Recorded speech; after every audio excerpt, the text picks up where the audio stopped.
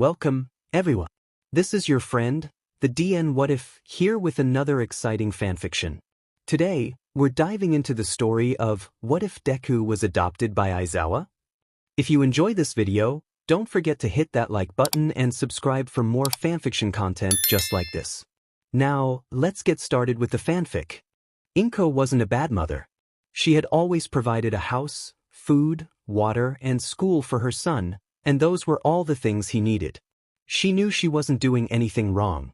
Even when she refused to talk about him to her coworkers, she just didn't want to talk about her personal life at her workplace. It was unethical after all. It wasn't because she didn't want them to find out her son was quirkless. Even when Izuku came home from school covered in bruises and blood and she said nothing about it. She listened to his excuses and pretended to believe him. He'd never lie to her. It wasn't because she thought that he needed to get used to that kind of treatment. Even when she came home after Izuku had gone to bed and didn't have the chance to make dinner. She made them lunch every day. Her son could handle cooking for himself when she was busy.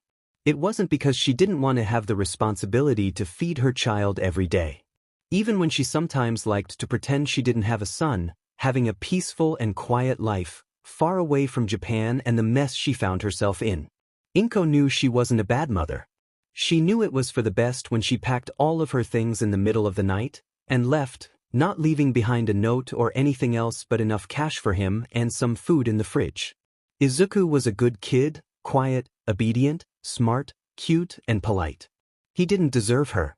And she didn't deserve him. She wanted a better life, one where she wasn't strained to a quirkless child who'd probably be dead by his 20s. She didn't want to deal with the pain or guilt of having him killed by the discrimination and ego of the ignorant. She knew he wouldn't survive. She had seen the statistics. Midoriya Inko also knew that she was a horrible mother.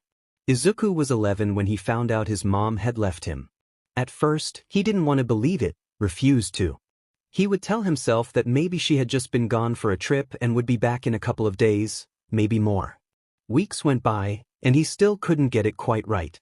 Why would his own mother simply leave without saying anything to him, or at least leaving him with someone who'd take care of him? He was only a kid. However, deep inside, he knew dim and well why Inko had left. It was also the reason why he was abused at school, why he was hated, belittled, and ignored by so many people. It didn't matter to anyone that he was a child if he was a quirkless one. He knew the chances were high for child abandonment and neglect. They were also high for the abuse, bullying, suicide, murder, kidnapping, and art. He knew he wouldn't get to live long, given the mental disorders weren't even listed on that. That was also the reason why he chose to pretend his mother didn't leave. If Izuku ended up in the system, be in an institution or under foster care, he would be dead in less than a year, without a doubt. He couldn't go up to the police station and give them a report with the empty hope that his life would magically get better. Although, he also knew that by the looks of how everything had been going, he wouldn't survive for long where he was as well. He had to do something about it, or else he really was hopeless. He had to start small and slowly build up at least some confidence to stand up for himself, as no one else would. If he acted like nothing was wrong, why would anyone suspect differently? He could try to pass with an intelligence quirk. He'd have to pay more attention to the way people acted around him, making sure he wouldn't make a mistake that would get them mad at him, as that never ended well. Getting to upgrade his notebooks with that kind of information was a good start. He wanted to get better with his analysis, so that included more thorough psychological notes on the people he studied, their manners, habits, usually go-to responses, and general behavior. Not that it mattered for him, but he inevitably also started to write suggestions for support items, new strategies, and different moves that'd work with their quirk, while also fitting their fighting styles. If he couldn't be a hero himself, as he'd once foolishly dreamed, he'd at least try to help those who can to be good at it. Izuku eventually grew scared of someone finding his notes and using it with not so good intentions though. He was so used to just using paper he never thought about how easy it was to get a hold of his stuff. As he was so used to his notebooks, he found it hard to use tech for that kind of notes, and he used to be so carefree with his writing it was weird having to organize everything with little dots and slashes. By the end of his internal debate, Izuku decided to rewrite and better sort his past notebooks. He took pictures and stored everything in a safe cloud just in case Bakugo decided to be in but again, and hoped what he was doing was enough. Growing an interest in making things harder for himself, the green-haired kid discovered some interesting things while he surfed the internet one day. Ciphers were easy to learn, and he eventually found himself mixing them and constantly changing them through his notes. It was so messy sometimes that even he himself found it hard to know what he had written. He found it funny how encrypted everything was, as if he was holding every hero's darkest secret. Not that he didn't know them, he just liked feeling important, even if it was kind of childish.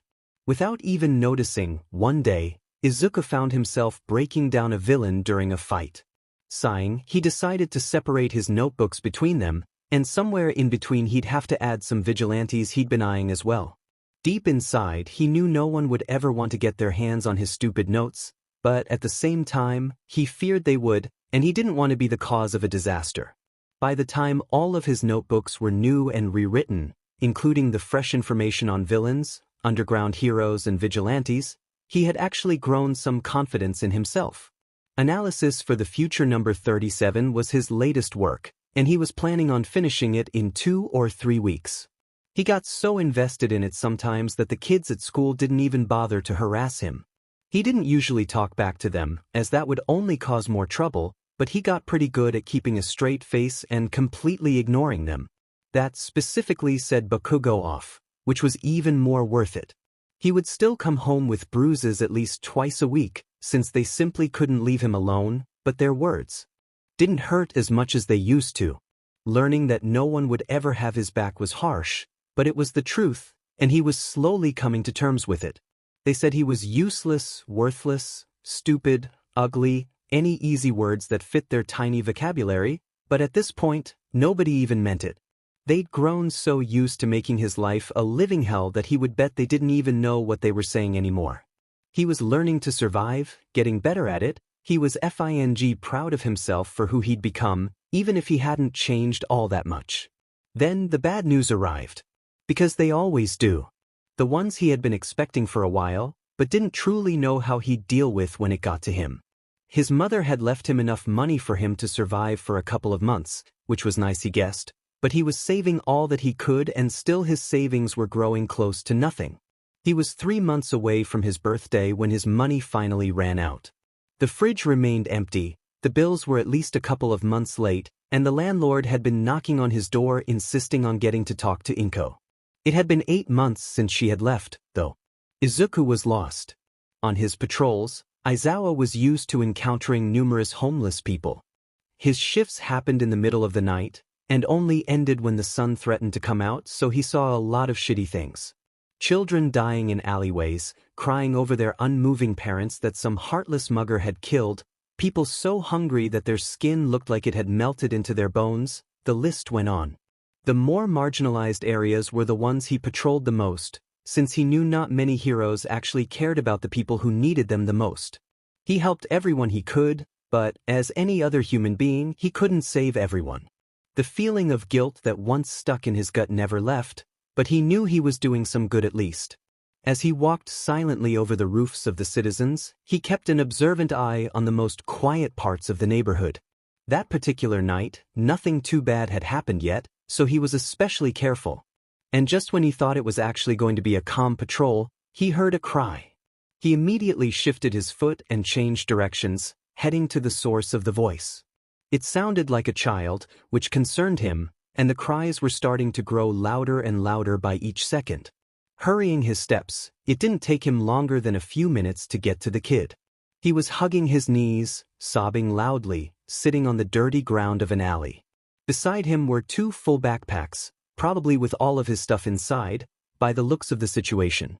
At first, Aizawa thought that maybe he had run out of home, but, after looking at the state of his clothes and knees, it was certain that he was out on the streets for at least a couple of weeks.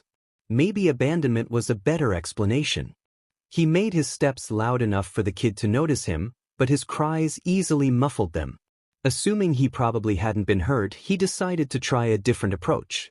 Bracing himself for any hits that could come to him, he softly touched the child on his shoulder, trying to get his attention.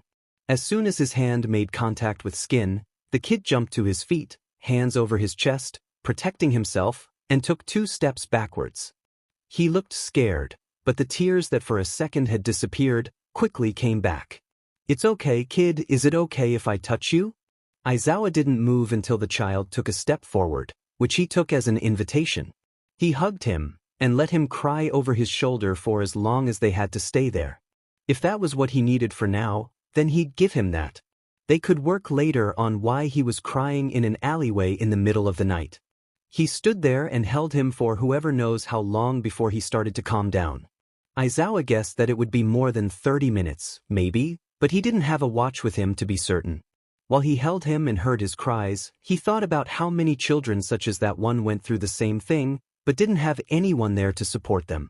He was glad he got to this one before something bad happened. As the cries started to cease, and the kid's heartbeat began slowing down, Aizawa's tense shoulders started to relax too.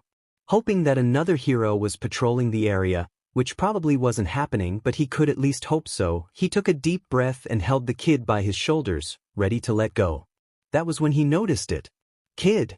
He had fallen asleep on his arms, probably of exhaustion and maybe other issues he didn't yet know about. Oh, come on. When Izuku woke up, he was confused as to where he was. He could feel a soft blanket over him, which was weird, considering the last place he found himself at, but the thing he was most stunned about was that he was sleeping on a chair. As he started to slowly open his eyes, he remembered last night's events. He was effing starving. It had been 3 weeks since he simply packed his stuff and left his apartment, leaving behind no explanations. He started to talk to other homeless children and people, finding some safe places to get food, but the resources had been growing dry, and he had spent 4 days without a single piece of bread to eat. That's how he found himself breaking down in the middle of the night, when he finally noticed that he'd eventually die of starvation, in some shady place that'd probably take people days to find him, and no one would cry his death. He had barely noticed when someone came and offered him an embrace, not even thinking before crying hells over their shoulder before passing out. Eyes fully open, he realized where he stood. The police station, of course. He was sitting in a corridor between rooms that most likely belonged to investigators, directors, and more important people. He was thankful that he wasn't at the reception, at least. He had a bit more privacy there. Recognizing his surroundings, he noticed he wasn't alone, despite it being the middle of the day and voices could be heard from the rooms around him. Eraserhead was asleep right by his side, arms crossed and eyes closed. Oh shit. Stupidly, his voice made the man shift in place, and he cursed silently one more time. He didn't want to deal with police, much less heroes, at that moment. He just wanted some food. Eraser opened his eyes, already alert, and stared at him. Awake. Izuku nodded, not knowing what to say. He could ask for something to eat, but that would be a little rude, as he hadn't even said hi yet. Before he could say anything, the door beside them opened, and a man dressed in a suit came out. It looked like he had just left a reunion, but as soon as he saw them, his serious expression became a friendly smile. Just about in time. Hi, hello, kid, I'm Tsukachi Naomesa, I'm a detective here, he introduced himself, offering his hand to Izuku. He took it suspiciously and shook it, looking him right in the eyes. He needed to get out of there as soon as possible, or else he'd be dead by the end of the year. I'm Izuku, he said, trying to sound confident. Tsukachi kept his friendly smile as he nodded at Eraserhead, who didn't say another word after the detective showed up. So, Tsukachi started, and Izuku already wanted to blast through the exit. I'm gonna need to ask you some questions before you leave, can you come along? It's not going to take long. Not wanting to cause a scene in the middle of the police station, much less getting a history, Izuku simply nodded and followed along, being closely followed by Eraserhead as well. As soon as he entered the interrogation room, he felt uneasy. The detective sat in front of him, and he knew Eraser was watching by the other side of the mirror. He felt surrounded and unsafe. All right. First of all, I just want you to know that you're safe here, and that you can leave at any moment, the detective said. Izuku smiled weakly. Can I leave now? He expected an ironic laugh from the investigator, maybe a raised eyebrow or even something more aggressive, but instead he was met with the same friendly, genuine smile. Of course, if this is making you uncomfortable. That was certainly unexpected. But they didn't know he was quirkless yet, or else the treatment would surely be much more harsh. Despite being told he could do otherwise, Izuku stayed. He was still apprehensive and thought that maybe they would be mad at him if he attempted to leave, come after him or something. He shook his head and didn't move a muscle, trying to calm his nerves. It was going to be quick, just answer some questions, get up and leave. Maybe get a cup of coffee, too, that'd be nice. Tsukachi seemed pleased as he smiled. Okay, I'm going to start. If you want anything during the interrogation, just ask. Nodding again, Izuku started to grow impatient and more unquiet by each second. Can you tell me your full name, please? Okay, that was an easy question, he knew how to answer it. But they could find out that he doesn't have a quirk, and even though he wouldn't be there anymore, that could cause him problems. He didn't want to have a run-in with a cop that knew about his situation. Midoriya Izuku, he told him, despite his paranoia. And your age? That made Izuku click his tongue. He wouldn't ever survive an institution. God, imagine a foster home. He needed to get out of that place right now. 15, he lied. Tsukachi frowned. Sheet, was he such a bad liar? He tried to keep a straight face as his uneasiness only grew with the time the detective stared at him and his papers. Despite his expression, Tsukachi smiled at him. My quirk lets me know when someone's lying, kid. But you don't need to be scared, you're safe here. Izuku always wondered how he'd die, and like most people, he wished it'd be quick and preferably painless. He didn't expect he'd have to endure an abusive household and harassment until the day he finally broke. Taking a deep breath, he told the truth. 11. Okay, that's good, see? It's all right, he continued smiling as he wrote. Now, about your situation last night, why were you outside in the middle of the night?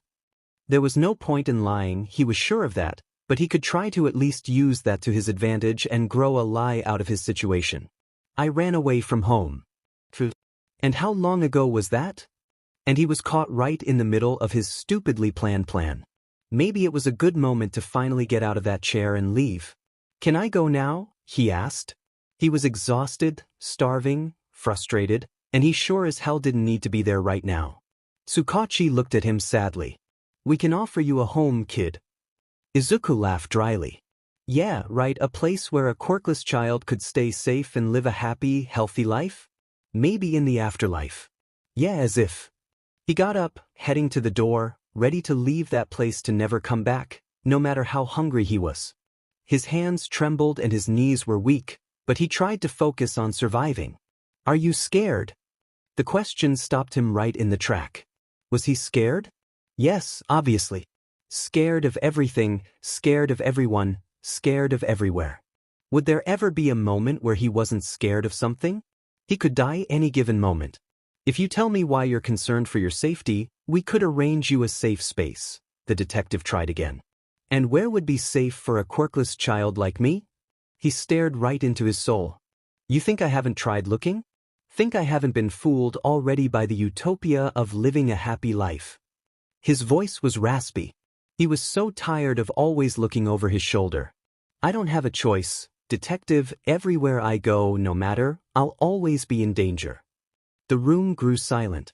Tsukachi didn't seem to know how to handle the situation, which only made Izuku shake his head and smile. Yeah, I thought so. He opened the door. Have a good day, detective. Closing the door behind him, he took a deep breath. His heart was beating fast and his mind was working faster. They knew he was quirkless. He was stupid enough to tell that the only thing they couldn't know, and they already have his name and age. He was so effed. Adrenaline completely gone just like that, he tried hard not to panic. Walking towards the exit, thoughts running quickly, he heard someone come up behind him. That was it, he was going to die. Are you hungry? At the edge of having an anxiety attack, Izuku turned around. Eraserhead stood there, 2 cups of coffee in hand, looking at him, unimpressed. Confusion and suspicion ran all over him at once. He trusted the hero, he knew a lot about the way he worked, his values and personality, and Izuku trusted him. But could he really? He didn't have anyone else. He was alone, homeless, and panicking. What did it matter anymore? He had already effed up once, why not make it even worse, right? Yeah. Then come on, Eraser said, walking past. Him eyes on the door. There's a cafe around here that I like to visit. The walk to the cafe was silent. Eraserhead walked by his side, but said nothing. Izuku found the silence rather comforting, being already overwhelmed by questions at that point. On a comfortable cloudy day, they walked by each other's side, offering a quiet, soothing company. The place wasn't far from the police station, but Izuku felt the distance was safe enough. This far, he could swear he saw some cats by the glass, and the place looked incredibly cozy as well. The best thing was that, on that side of the town, nobody knew him. Or, well, at least he thought so, and he didn't intend that to change. It was safer for him to be there. When they got close enough, Izuku finally saw it, indeed a cat cafe. He didn't want to have a meltdown in front of Eraserhead again, but he might as well just do that at this point. Cats were just what he needed right now. The hero entered first, waiting for him to get in before closing the door behind him. As threatening as the action could look, he felt more like Eraser was protecting his back rather than trying to intimidate. He could still be very wrong, and despite his dark thoughts creeping in the back of his mind, he chose to try and be optimistic. As soon as he walked inside, he felt a soft tail brushing against his ankles. For the first time in what might be months, or at least felt like it, he smiled weakly. The warm fur on his skin felt like a small, loving hug. Crouching down, he happily patted the little creature's head. They were fully gray, with a black spot by the end of their tail. Their eyes were soft and big, seeming pretty excited, and could easily mesmerize him just by standing there and looking pretty. Izuku only noticed he was blocking Eraser's path when said hero cleared his throat. "Oh, I'm sorry," he excused himself, getting up and moving to the side, but never taking his eyes off the cute feline that seemed not to get tired of his pats and scratches. The cat then moved closer and got into his lap, which almost made him cry. He swore. The little thing was so effing cute, he could just effing take them into his embrace and leave the shop to take care of them forever. However, he could barely feed his own self. The cat certainly wouldn't survive for long eating street foods without catching at least a disease or severe health problems. How did he live like that anyway? Before his thoughts could take him somewhere darker, a waitress came over and offered them a seat by a corner, asking what they'd like to order. Izuku followed Eraser, cat in his hands, and kept quiet, waiting for the hero to ask for whatever he wanted for both of them.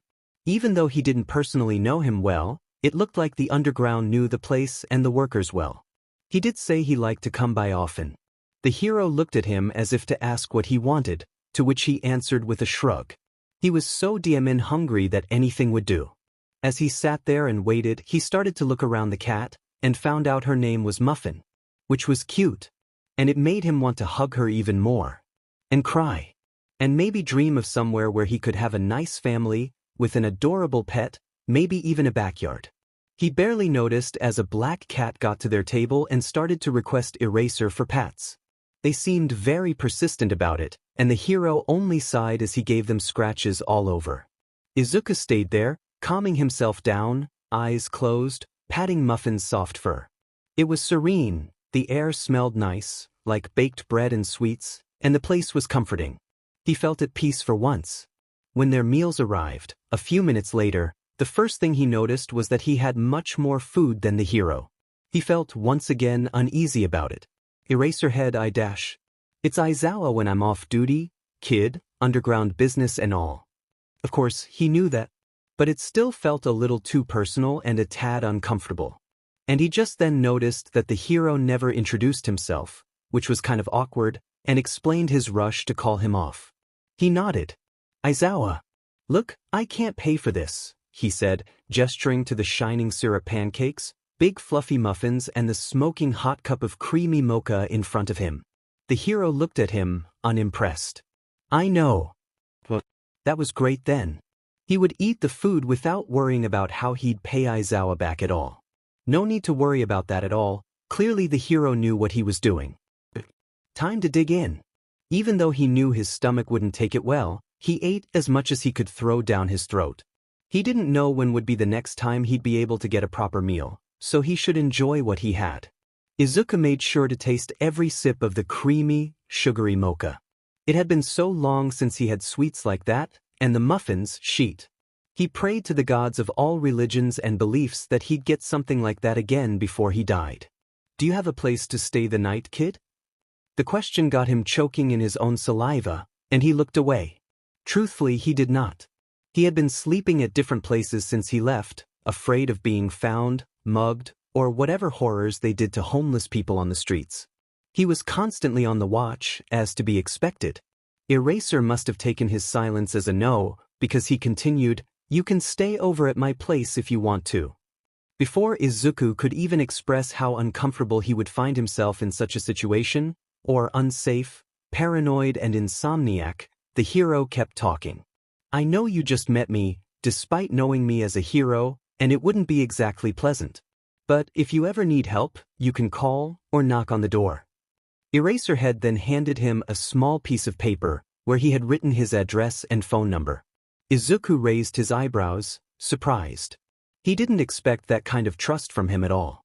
"You're aware I could sell this online for money, yeah?" he asked, unbelieving of the piece of information that was on his hand. The hero shrugged, his unaffected eyes never changing expressions. He either didn't seem to care much about his personal details being out, or he saw something in Izuku that even himself didn't recognize in the mirror. Eraser got up on his feet, putting the black cat on the ground, even though that didn't please them the smallest. "You can meet me here at the same time tomorrow. You don't have to starve." Izuku didn't know what to say, nor did he have the time to, before the underground hero went to the cashier and left him sitting by himself. Was he really offering to feed him without asking for anything in return? That sounded way too utopic, but before he could shake the thought, Eraser sent him a last look before walking outside. "Thank you," he almost screamed, getting up too fast from his seat and almost falling over. Despite being shaken, Muffin didn't seem to mind much. Embarrassed, he sat once again and watched as his hero left the shop. Taking a deep breath, he calmed his mind and heart, trying his best to stay hopeful and to believe in Aizawa. Maybe he wasn't as bad as everyone else. As Izuku wandered through the city, walking by the shadows, watching people and night predators leave their safe spots, he thought about his current situation. It's not like he was considering taking Aizawa up to his offer, but if anyone else found themselves homeless and had the opportunity to leave that life behind, would they really deny it? Especially when the offer came from a hero that Izuku trusted. He might be his favorite underground hero, even if he didn't like to rank them. From what he had studied and analyzed, Eraser could be grumpy and indifferent, but he was a good person. It would be better and safer if he got to know the hero slowly, who knew if he had a secret, maniac life behind his charade.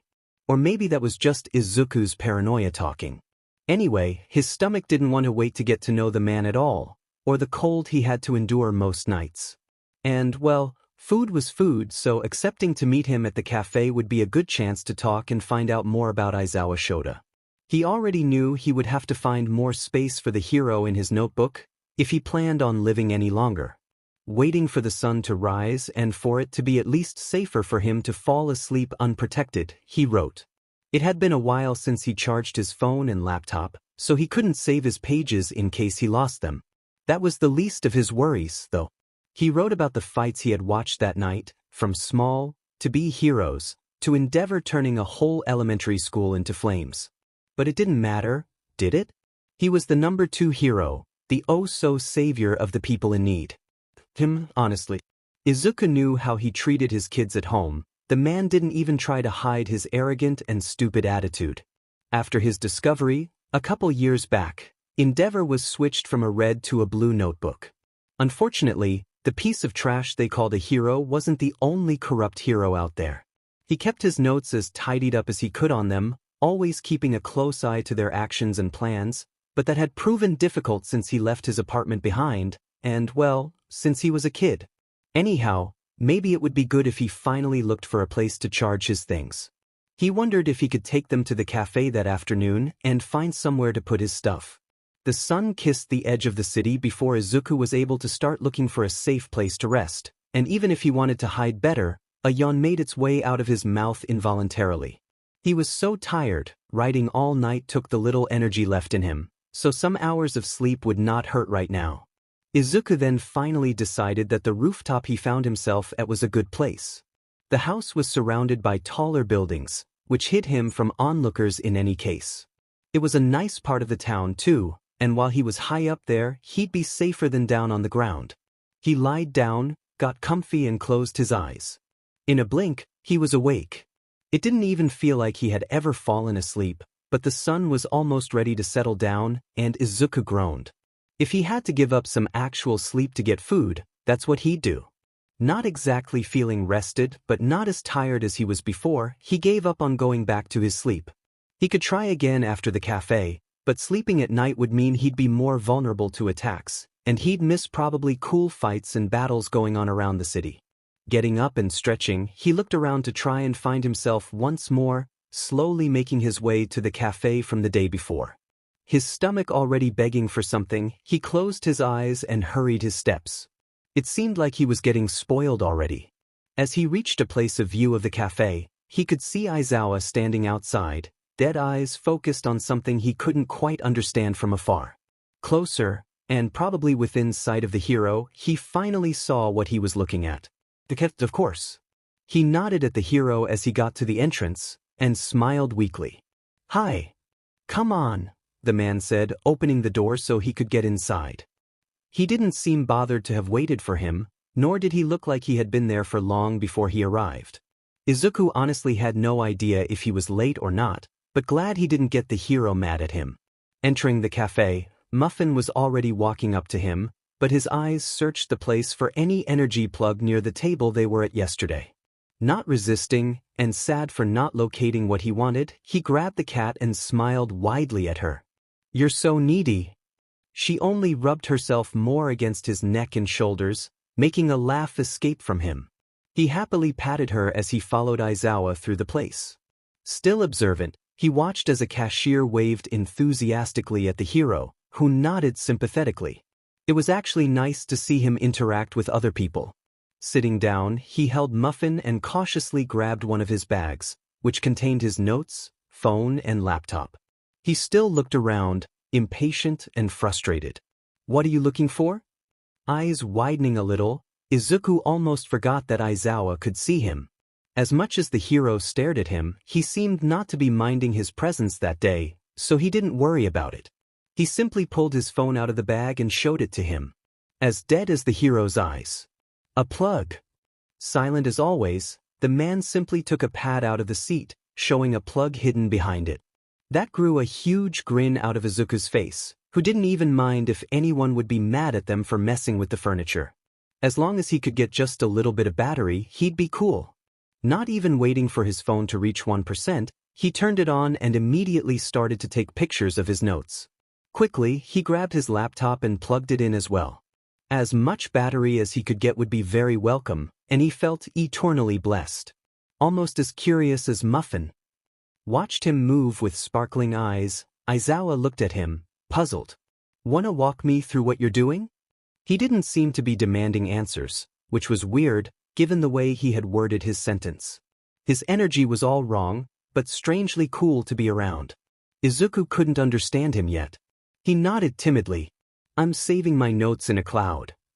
The hero looked at the notebooks, then back at him, as if he was asking for permission to flip through its pages and see what it was about. Not minding, and much less thinking he would understand a single thing, Izuku nodded again. Taking advantage of the time the hero looked through his stuff, he read the news from the past days. It seemed like he had indeed missed a couple of things, and he'd have to catch up soon, or else he'd be overwhelmed by work. He wrote some things down on a small notepad, organizing his thoughts and everything he had to do, and gave Muffin the love she required. As he started to actually work on one of his notebooks and analyze a fight he hadn't seen from the past week, he looked up only to find 3 different cats curled up on Aizawa. It was quite adorable and funny at the same time. The hero's eyes showed him to be both curious and irritated at the notes he was looking at, having already gone through most of it. That honestly pleased Izuku, as he had never gotten to see anyone trying to go through his notes. It was interesting to watch, but he had more important things to get to right now. He worked for maybe an hour until Aizawa ordered food for both of them. The whole time, the hero was watching his every move, to his handwriting, to his eyes watching the moves of the fights, to his other hand giving Muffin neck scratches. He seemed intrigued. When the food arrived, Izuku's stomach was yearning for him to put everything down into his stomach. He had managed to catch up on 2 missed weeks of hero fights already, so he deserved a little something. He still had to take a look at a new vigilante who had recently debuted, some new details on a shady underground hero he had been keeping his eye on, and search more about a villain he had seen walking around a couple of days ago. But he was glad he had at least gotten something done. Sighing, he smiled at the cat on his lap and took a sip of his apple juice. He greatly appreciated as an orange tabby made their way to him, laying down beside him. Izuku would have forgotten about Aizawa at that moment if his stare wasn't so intense. Even though he knew he was there, he jumped when the hero spoke. "You take notes on heroes?" He nodded, taking a bite of a really soft donut that had possibly all of the colors to ever exist. It was fing delicious as well. The tired man didn't seem satisfied. "What is this? I've never seen these ciphers before." He shrugged. He had never actually thought of a name for what he could barely call a cipher at all. It was way too messy to be considered so. "You don't know what you're writing?" Aizawa didn't seem convinced, and maybe a little suspicious of him. Izuku could guess all of the things that were going on inside of his mind, for the first time. Wondering if he was being ordered to do that by villains, which didn't make sense since he also took notes on them, and even more specific on the part of how to take them down. He completely finished devouring his donut, taking a sip of the juice as he said, "I've never thought of naming it." That seemed to have actually surprised the hero. Didn't expect a quirkless, homeless kid to be a little smart, did him? Underestimate him more, and he might kill him in his sleep. Okay, he wouldn't do that, but still. Almost his whole defense strategy was based on people not expecting much from him, and he was learning how to dance around it well. And after spending his whole life hearing barely any praise, it was nice to see it. Maybe widen eyes didn't mean praise, but Izuku's bars were just low like that. "I don't work for anybody, if that's what you want to know," he said, starting on another donut. Surprisingly, Aizawa looked like he believed him. He also seemed to have something in mind, but didn't bother telling him what it was, and Izuku wasn't one to pry, at least with people he wasn't close with. A few minutes later, as he finished his last donut, he thanked the hero once more. He would forever thank him, to be honest, as if it wasn't for him, he'd probably have died of hunger. He gave Muffin and the other cats a last pat and said goodbye to all of them, leaving the shop just after the underground hero. "Yesterday's offer is still up, kid." That was the last thing before he left, and it took a second for Izuku to understand he was talking about staying over at his place. He would still pass. They barely knew each other. Still, he was happy as he walked around. He had been productive, eaten a sufficient and probably unhealthy amount of sugar, and found a place to work on his analysis. The night went by as it normally did, watching fights, taking notes, designing gear for heroes that would never even acknowledge his existence, and missing the feeling of getting home to a comforting place that smelled like lavender and homemade meals. Following routine, Izuku found a place to settle down as the sun started to rise. He made sure to clip his eyes sooner that time, so he'd get to rest a little bit more. His notes were always messy when he was tired, and it was getting quite annoying to fix them. That time, it did feel like he had rested. But it also felt bitter.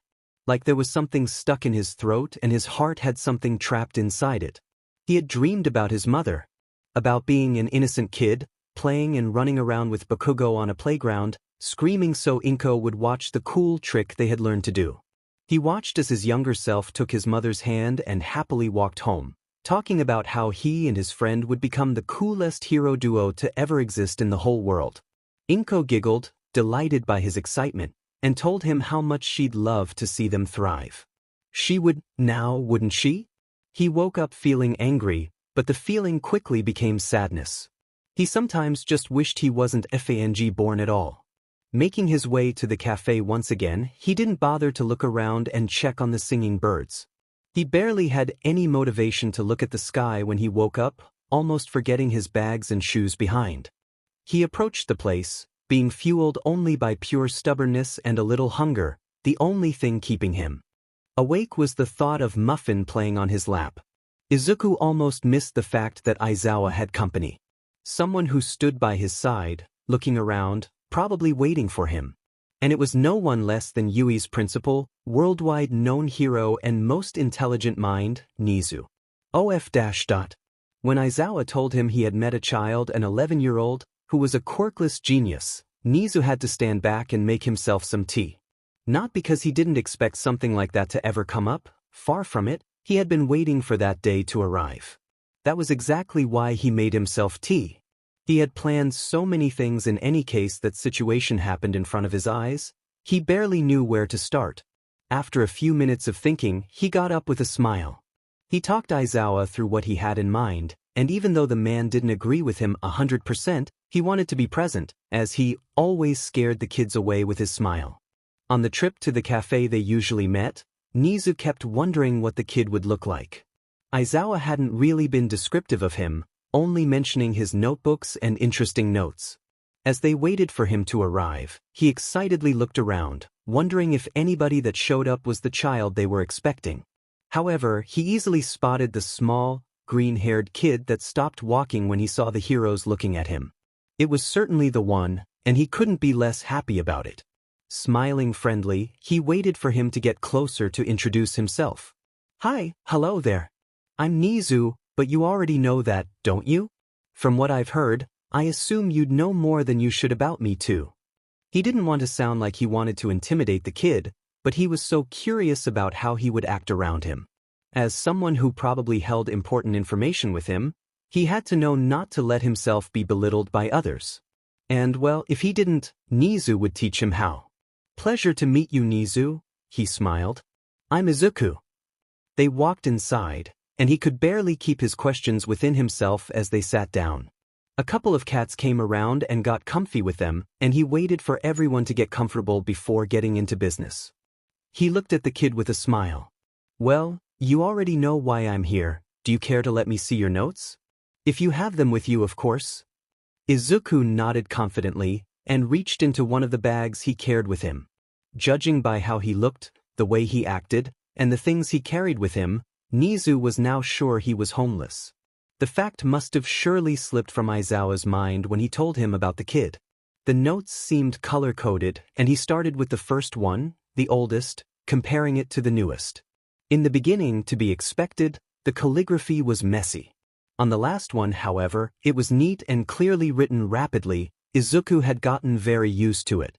The more Nezu looked at them, though, the less it looked like a cipher. He started to compare some things and make connections, and minutes later, he was sure it was all random. Had he not been blessed with an intelligence quirk, he would have been easily tricked. Well, he wouldn't be there to begin with, but that wasn't important. It was a smart strategy, seen as only the kid would know what he had noted, but still risky as he could forget it. Not that Nezu thought he would. He was intrigued. The kid analyzed every hero, villain, and even vigilante he knew, although he only knew that because of the drawings he made of them. There were different colors for different categories of people, and he seemed to make more aggressive notes on villains, which was good. Another thing that was interesting was how there were a few heroes in the villain notebooks.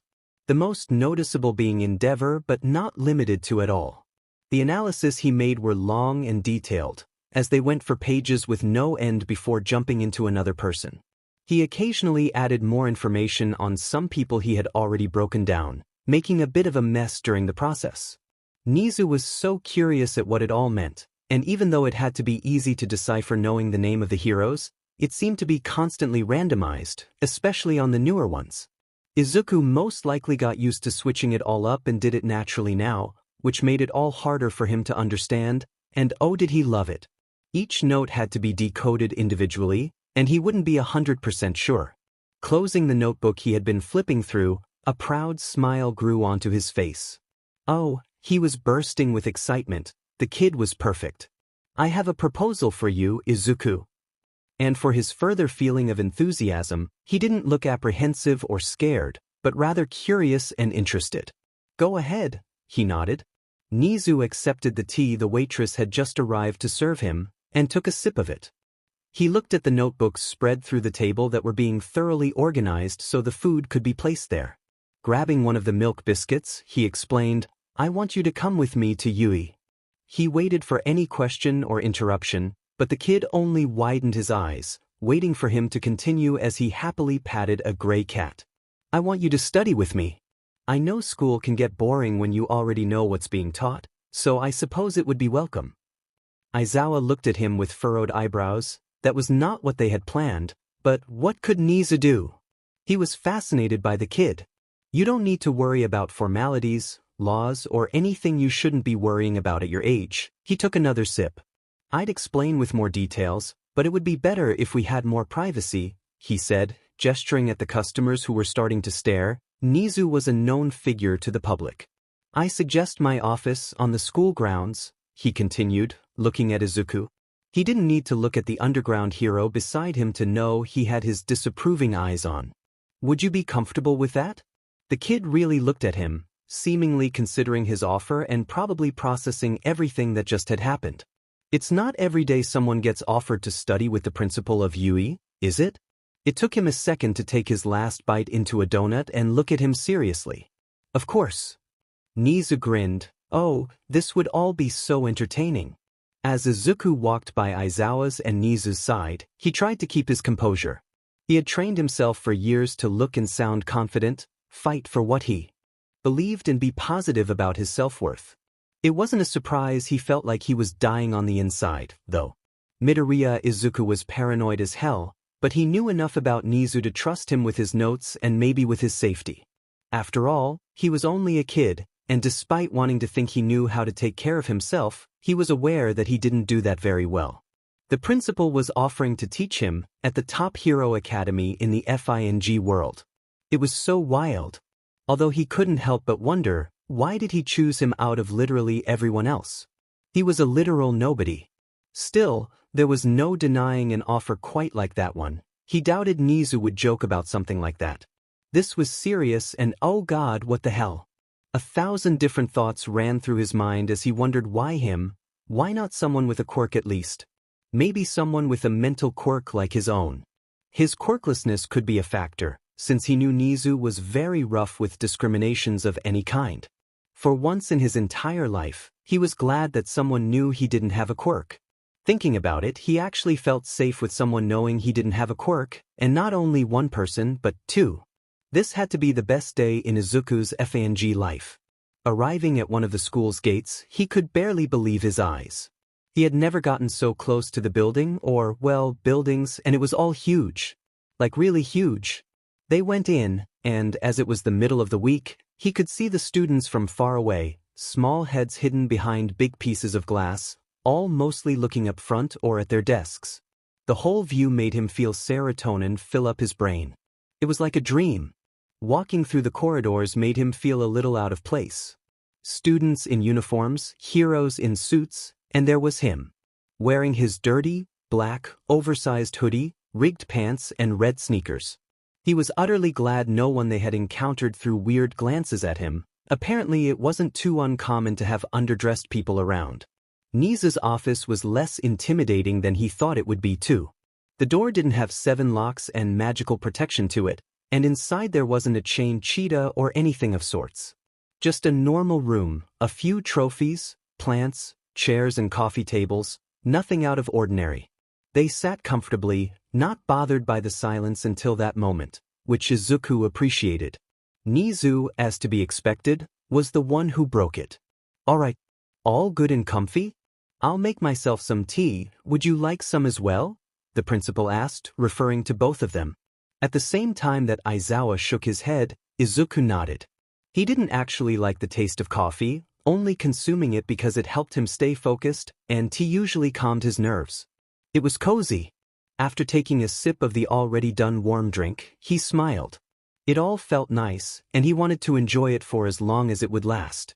How do you like it? The principal asked with his usual friendly face. It's good, warm and sweet. I like it. Nezu smiled, finally sitting down in front of him and Aizawa. Perfect. Taking another sip, he put his cup down. Now, back to what we were discussing earlier. Izuku was still curious, and while he didn't mind it, he wondered about the reason behind the underground hero's presence. He hadn't said a word since they had seen each other that day, only walking by their side and observing the situation. Before I can officially, but not so, offer you this position, Izuku-kun, I would really appreciate it if you could read one of your notes for me. I want to make sure I'm not wasting anyone's time. He was quick to grab his latest notebooks, already knowing who to choose. He had to be able to impress, but not with his best analysis, or else it'd seem like he can't do better than that, and even though he considered choosing Eraserhead, it'd be a terrible choice. He was closer to the man, which gave him a wider vision of his whole person, making it all easier. On his latest notebook, the first few pages, was a drawing of Nezu. Go big or go home, right? The grin on the principal's face only encouraged him more, instead of scaring. He knew what he was doing. He knew the risks he was taking, but he was also confident in his work. Sometimes, Izuku would go into gray areas, searching for information. On the days that felt dark, when he felt too many things, bad things, and he needed a distraction, the adrenaline was enough to distract his mind. Even though gray areas were remotely safe, there were dangerous people that hang there. Mostly vigilantes, underground heroes, and small villains, but big fish showed up from time to time. He started to hang around them for enough time to grab interesting data on a lot of people, and even though he wasn't there for Nezu, he did find some things about him as well. The pieces of the puzzle were apparently shattered, all over the place. Not one person he had met knew the whole story. He didn't either, but he had put enough together to know most of it. At some point, he started to go after the entirety of it. It wasn't exactly a secret, but it was so sketchy and no details were really known, so curiosity got the best of him. Nezu's story wasn't a happy tale.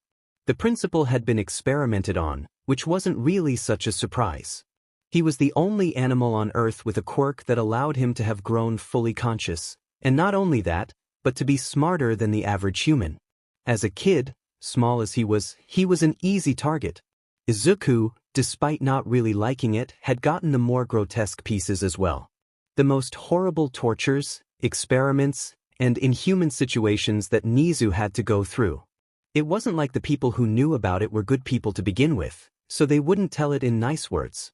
The principal kept most information about himself, including his species, which Izuku was certain was a mutation or chimera of some kind.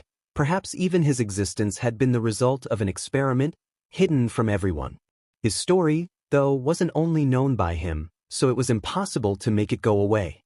Knowing what had happened to him, he could map out the hero's personality and morals, which he didn't usually try to disguise.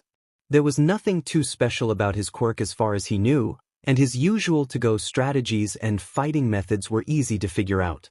Even though he wasn't such an active hero, being a principal upon all things, he did get involved in fights, especially with his students. And it wasn't hard to find footage of that online, mainly released by the kids themselves. There was also an occasion or another when Nezu would get wrapped into a villain attack, and, of course, he wouldn't just stand there and watch. His fights were entertaining, to say at least, to watch. Izuku put it all out on the table. As he read his notes and analysis, he sometimes would add a little observation here and there, but always keeping a rational walkthrough. He didn't know if the principal minded Aizawa knowing everything he was saying, but not in any moment did he make a movement that hinted otherwise. It seemed fine. By the time he was done, he had gone through all 7 pages he had on Nezu. He showed him the drawings he had made as well, that even though they weren't perfect, were able to present his ideas. He specifically explained with more detail the parts where he made suggestions in general. Izuku took a deep breath and brought the tea to his mouth, after closing his notebook and putting it down. Wow, that had been more stressful than he thought it'd be. His mind rushed with thoughts and his right leg went up and down rapidly, his hand tapping on it anxiously. He hadn't focused on the notes themselves, for once, as he could showcase that later, but rather on his ability to gather information. And if he hoped it had worked. Do you play chess, Izuku-kun? Let's play a game, you and I. Aizawa had long left the room by then, having already heard and seen too much. He didn't seem interested in what Nezu had planned next, only sending Izuku a worried glance before leaving the room. Despite being cold-looking, he could tell the underground had sympathy for him. Now he just had to figure out why. That was a matter for another time, however. Nezu had just invited him for a game of chess, And he knew there was something else planned. Izuku had played the Chimera's game all this time, and it seemed he would have to keep doing it. Perhaps this time he could use the situation to his advantage. Every time a piece is taken away, one can ask the other a question, Nezu explained, putting a board on the table. No lying, but one can request the other to ask something else, if it bothers them too badly. Oh, and just like that, Izuku's interest had peaked. Closing his eyes for a second, he nodded. Nezu never said anything about deflecting, so he would do that as much as he could. He already had everything he wanted to ask in mind anyway. It was nerve-wracking, but maybe he could get some answers out of it. Nezu had set the board so that Izuku would start the game, and even though he didn't mind, that did give him the opportunity to ask the first question. After a few seconds, one of his horses was taken. How funny. However, if the principal kept focusing on the questions instead of the game, as he appeared to be doing, he could find a way to win. Have you always been homeless, Izuku-kun? Well, that was an odd thing to ask.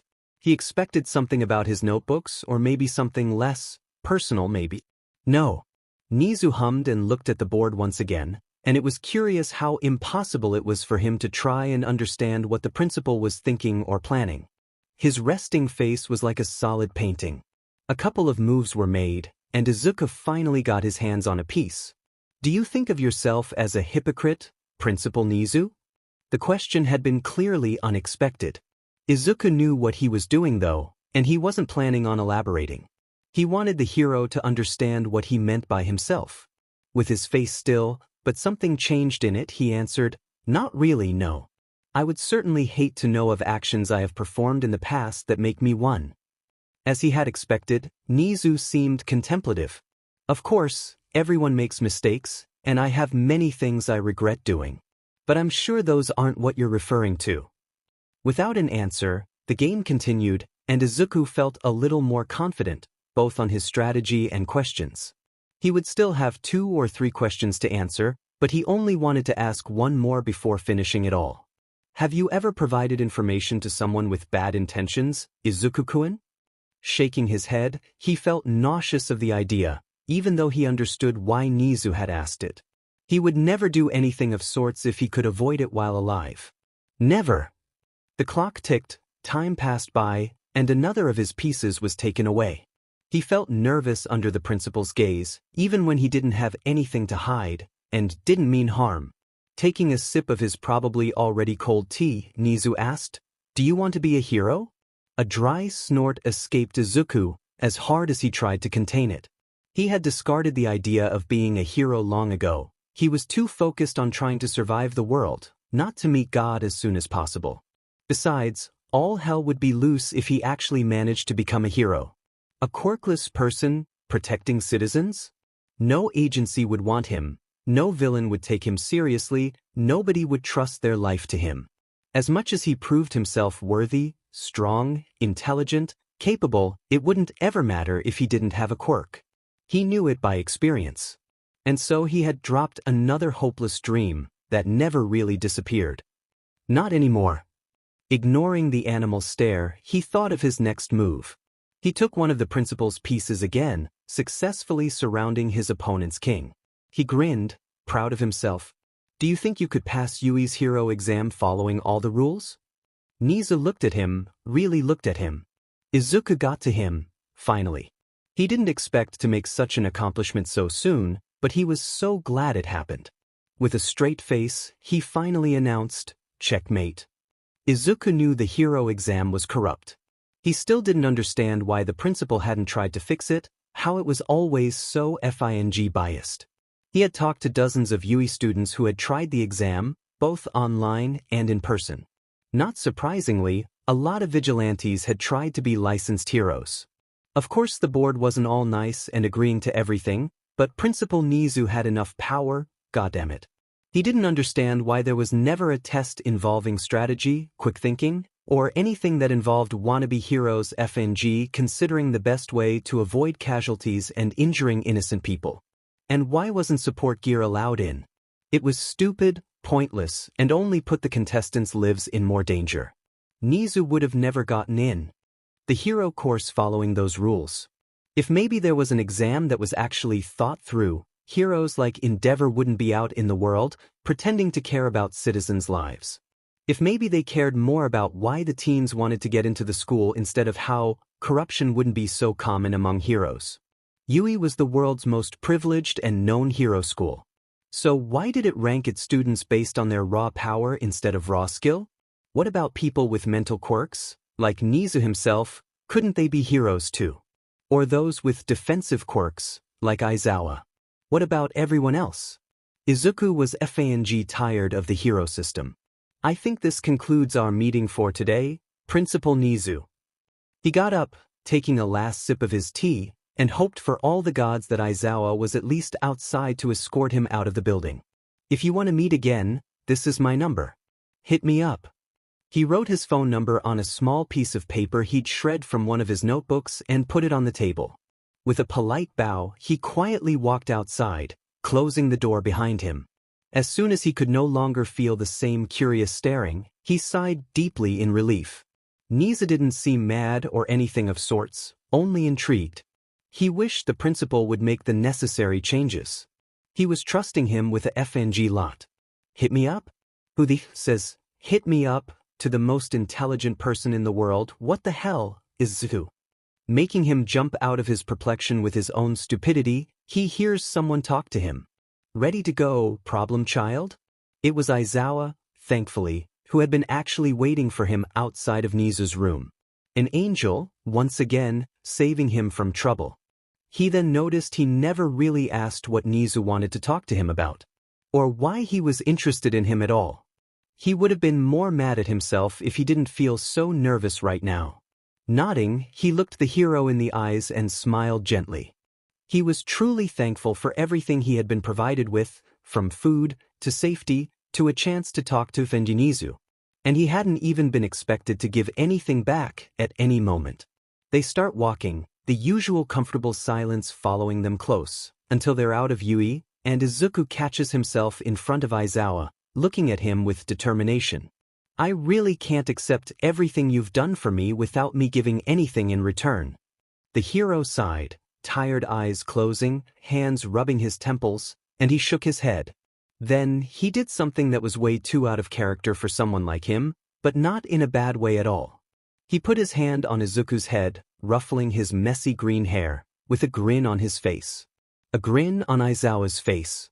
Without saying anything else, he kept on walking, expecting him to follow, which he gladly and quietly did. After a while, the hero started talking. I know how you feel, kid. I didn't go through what you did, I wasn't quirkless, nor was I homeless, but I felt just like you do. Helpless. I knew and still do know how the system works, and I was tired of it. Izuku walked by the hero's side, curiously watching him, listening closely and carefully to soft words he didn't expect from the man, which sounded like even more reason for him to be his favorite one. I don't want you to commit the same mistakes I did, though. I see my younger self in you sometimes, even when you're a lot different from how I was, and I don't want you to go through what I did, kid. He stopped walking and looked at him, and Izuku understood what the look in his eyes meant, for once. And he saw that Aizawa genuinely cared for him. Accept help when you need it, problem child. If you want to pay me back for the things I did, then I want you to take me up on my offer for coming over. When Izuku averted his eyes, he continued. You don't need to stay permanently. Stay for tonight. If you don't like it, feel uncomfortable, unsafe, or anything that bothers you, you can leave. But please, he continued passionately, don't make yourself go through shit you don't deserve. You're so young, kid, you don't have to stay on the streets. Izuku was completely caught off guard. Not only had Aizawa FNG said please, but he had shown true affection and care. For him, a homeless, quirkless child. A nobody in a massive world full of important, powerful and more talented kids. He didn't even know what to say. A couple of days ago he was almost dying, alone and hungry, on a dirty alley, and now he had just talked to Yui's principal and his favorite hero was showing he cared about him. He felt it coming, but trying to stop it didn't work. Once the tears started, they wouldn't stop falling, and he felt a little humiliated for once again breaking down in front of the hero. But he was just so happy that it didn't really matter. He grabbed Aizawa's shirt and put his head into the man's chest. He could feel his strong heartbeats, and his hands holding him close by the shoulders. Izuku felt appreciated for once in his entire shitty life. The warmth made him feel safe and welcome. "Thank you," he said, amidst tears. "Thank you for saving me." When Izuku stepped into Aizawa's apartment, he felt dirty. The place was pretty clean and tidied up. Meanwhile, he hadn't taken a shower in pretty much a while. And he had just cried his guts out, so that didn't help much. He walked inside but didn't sit on the sofa as the man had gestured for him to do. Would it be rude or too intrusive if he asked to take a shower there? "The bathroom is the first door down the corridor, kid. I'll get a clean towel and toothbrush for you," the hero said, as if reading his mind, and walked away. Sighing in relief, he smiled faintly. Aizawa was a good person. It was a nice change from the life he had been living up to that point. After he got everything he needed, he entered the bathroom and locked the door. Despite the silence, his apartment had a cozy ambience. Maybe it was because of the window's convenient position that made the light hit the kitchen and living room so welcomely. Or maybe it was the cute amount of plants that Aizawa took care of, which was unexpected coming from someone like him. Or maybe even the adorable, small white kitten that was asleep over a pillow on the sofa. Izuku wished his life would look like that every day. He knew, however, that that was an impossible dream, so he focused on the nice smell of the shampoo that made bubbles fall from his head. It felt lovely to finally be totally clean, especially since living on the streets wasn't the most hygienic thing he'd done. He stared at the tub for a long time when he was brushing his teeth, but shook his head, trying to tell himself that he had already abused of Aizawa's kindness enough. Maybe another day. His stomach cried for food as he tried to find a clean set of clothes from his bag, not finding a single shirt that wasn't either stained, smelled bad, or torn. As he reached for his towel, though, black sweatpants and a clean shirt fell to the ground. Smiling, he dried himself and grabbed it. They were obviously big for him, but they also seemed too small for a man like Aizawa. Izuku guessed they were from his teen years, and tried to not smile at the image of a small, grumpy kid walking into Yui's big gates. He considered throwing his hoodie on, but that would contradict the whole point of showering and getting clean clothes. As much as he liked its warmth, it urgently needed a wash. The red shoe stayed outside. He assumed the underground hero didn't have anything his size, which was acceptable, since he was a small kid even for his age, so he was stuck to the giant flip-flops for now. Feeling clean and comfortable enough after a nice shower, he unlocked the door and stepped out, grabbing his stuff with him. He tried to not make a lot of noise as he walked to the living room, out of habit. The view that welcomed him was glorious. Aizawa was sitting next to the kitten, eyes closed and head thrown back, patting it calmly. The kitty had his tongue out and meowed quietly, seemingly enjoying the affection. Izuku really felt like taking a picture of the situation, but he knew it would be rude without asking for permission first. "You hungry, kid?" The man's voice startled him. He could be asleep and Izuku wouldn't even question how he could pat a cat while out. Composing himself, however, he tried to open his mouth to say something as he came closer, but his stomach answered the question for him. Ashamed of himself, he put his bags down next to the sofa, not wanting to get dirt on it, and sat down by the table. "Thank you again." Scoffing, Aizawa opened his eyes. "Stop thanking me and tell me what you want for dinner." Izuku's eyes widened. He didn't know.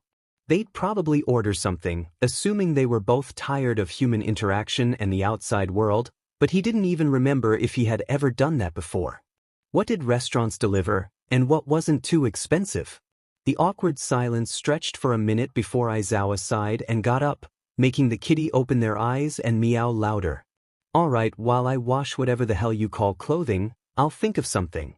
Before Izuku could tell him anything, he grabbed his bags and walked away once again, leaving him to the sunlight, plants and kitten. Could it be more heaven-like? He felt a little offended, coming from someone who dressed like a teenager that never left his bedroom, that Aizawa had called him out. There were more important things to think about at that moment, though. Like the way the white kitty stared at him with their small cute eyes and meowed even more adorably. He had to pat them. A few minutes later, when Aizawa came back with nothing in hand, he was sitting comfortably with the kitten on his lap, patting it calmly, even though he wanted to shower them in kisses and hug them forever. "What's their name?" "Didn't think of one yet," the hero said as he sat down beside him and turned on the TV. "He's got a quirk, the needy little sheet." Ignoring the insult, Izuku looked down at the cat with a smile. Animals having small quirks weren't unheard of, but they were usually taken and sold for ridiculous amounts of money. He looked at Aizawa, expecting him to continue and explain what the cute feline could do, quietly hoping the man hadn't bought the creature. Which was unlikely anyway, but still a possibility. He knows what we feel, somehow. Don't know if he can see emotions or feel them himself, but if you're sad, he'll come and rub himself all over you. Offer you comfort and whatnot. Smiling, he looked at the kitty once again. "Like a little angel," Izuku said, proud of the cat even though they had just met. "He takes care of you." It wasn't like he was suggesting it as a name for the feline, but he had to admit it fit him quite well. He was all white, like a traditional angel's wings. He looked after Aizawa, and was super cute. Totally a guardian angel. The man hummed, and focused on the latest news. Izuku tried not to let his curiosity take over him and ask a million more questions about Angel. He was going to call him that forever from now on, and looked at the news as well. Immediately grabbing his notebook, careful enough not to drop little Angel, he started to write down about a small hero that had debuted. They didn't seem too powerful, but had some potential to spare. Too focused on researching more about the new hero, Izuku almost missed the doorbell. He didn't even see when Aizawa had ordered something, but from the smell of it he was certain they were going to have some katsudon. Just as he was about to get up and head to the kitchen table, the hero whistled and headed to the door. Confused, Izuku looked around the room, wondering why he had done that. As if answering his question, in a second, an orange cat appeared by the window, scratching the glass. "That's Moron," Aizawa explains, already holding their dinner and walking to the kitchen. He drops the food on the table and opens the window just enough for Moron to come inside, closing it right after. He holds a laugh as he carefully puts Angel aside and follows the hero. Moron walks past him and grabs Angel by his neck, bringing him to where Aizawa is putting their food. If Izuku didn't die of cuteness, he'd certainly die of jealousy. Focusing on the food that was set in front of him, he tried to ignore the memories that came with it. As much as he wholeheartedly loved katsudon, he just couldn't forget the way his mother cooked it. Back when she didn't act like he had been the bigger mistake she had ever made, when they were a happy, healthy family. He couldn't just pretend he didn't remember how she'd cooked the pork just enough so it'd be crisp on the outside, exactly as he liked it. He'd be upstairs, probably working on some stupid hero drawing, and she'd call him down in a lovely tone, her voice sounding caring, not as if she hated every single piece of flesh he had in his body. They would eat as Izuku explained the way a random hero's quirk functioned wobbly, and she'd listen carefully, watching him with shining eyes, not totally ignoring his entire existence and pretending she didn't have a son to begin with. And before he went to bed, she'd make them some chamomile tea. Problem child. Aizawa's voice shook him out of his delusion, making him smile awkwardly and nod in apology. The man ignored it and gestured to the food in front of him. "It's going to get cold if you don't start eating." Without hesitation, he got on with it. It was delicious, compared to what he had been eating for the past months. The meat was really welcome in his system, as he was probably deficient in some nutrients. A little cold, as to be expected, but tasty nonetheless. They ate in silence, and when Izuku got up to clean things up, the hero shook his head once, sharply grabbing everything and not even giving him a chance of helping with something. "The guest room is the last door on the left," he explained as he threw some junk away. "It's comfortable enough to spend the night. And definitely more pleasant than the streets," went unsaid. Izuku could go with anything at that point, from the sofa, to the kitchen table, to the ground. Being under a roof again was already more than better.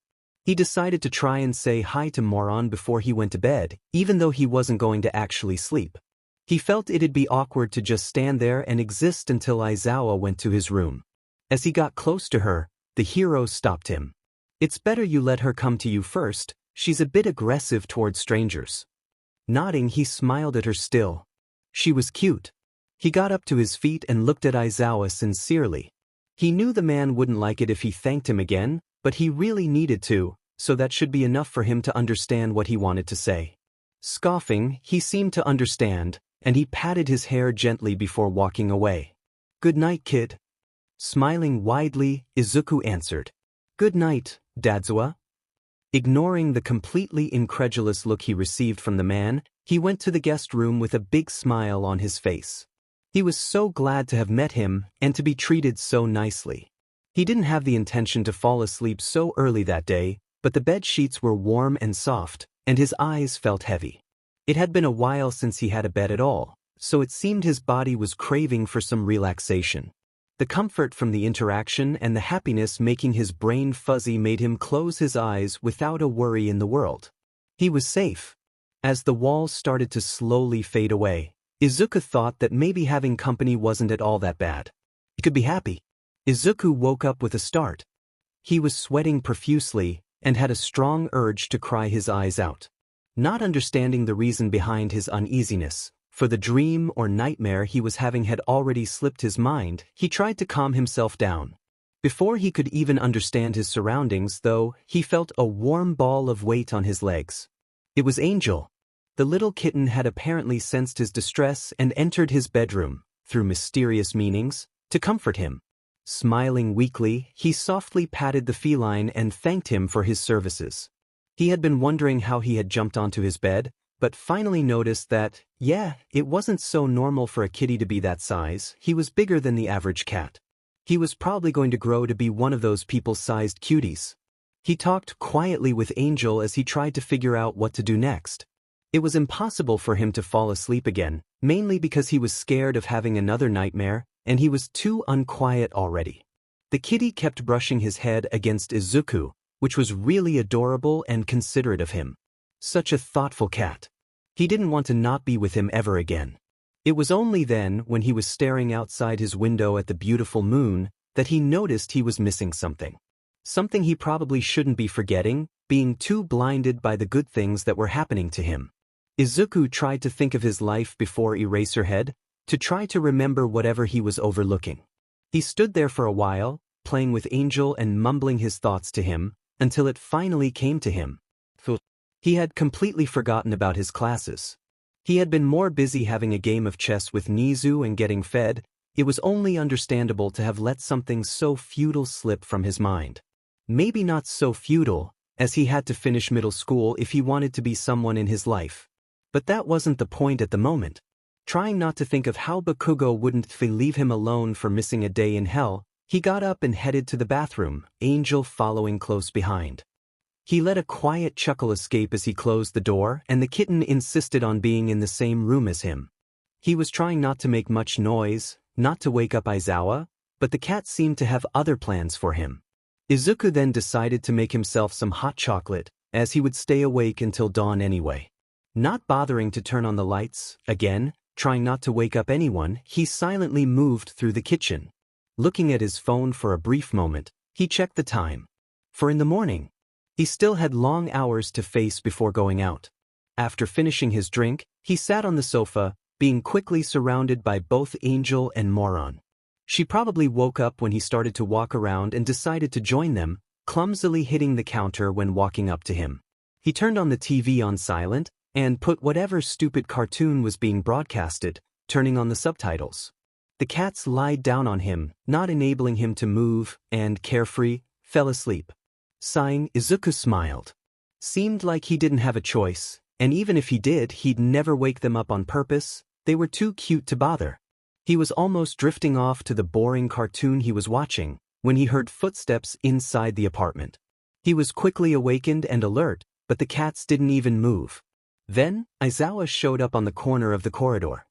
He seemed even more tired than usual, which was only reasonable, since he appeared to have been sleeping until now. Hell knows he needed it. Are you doing, kid?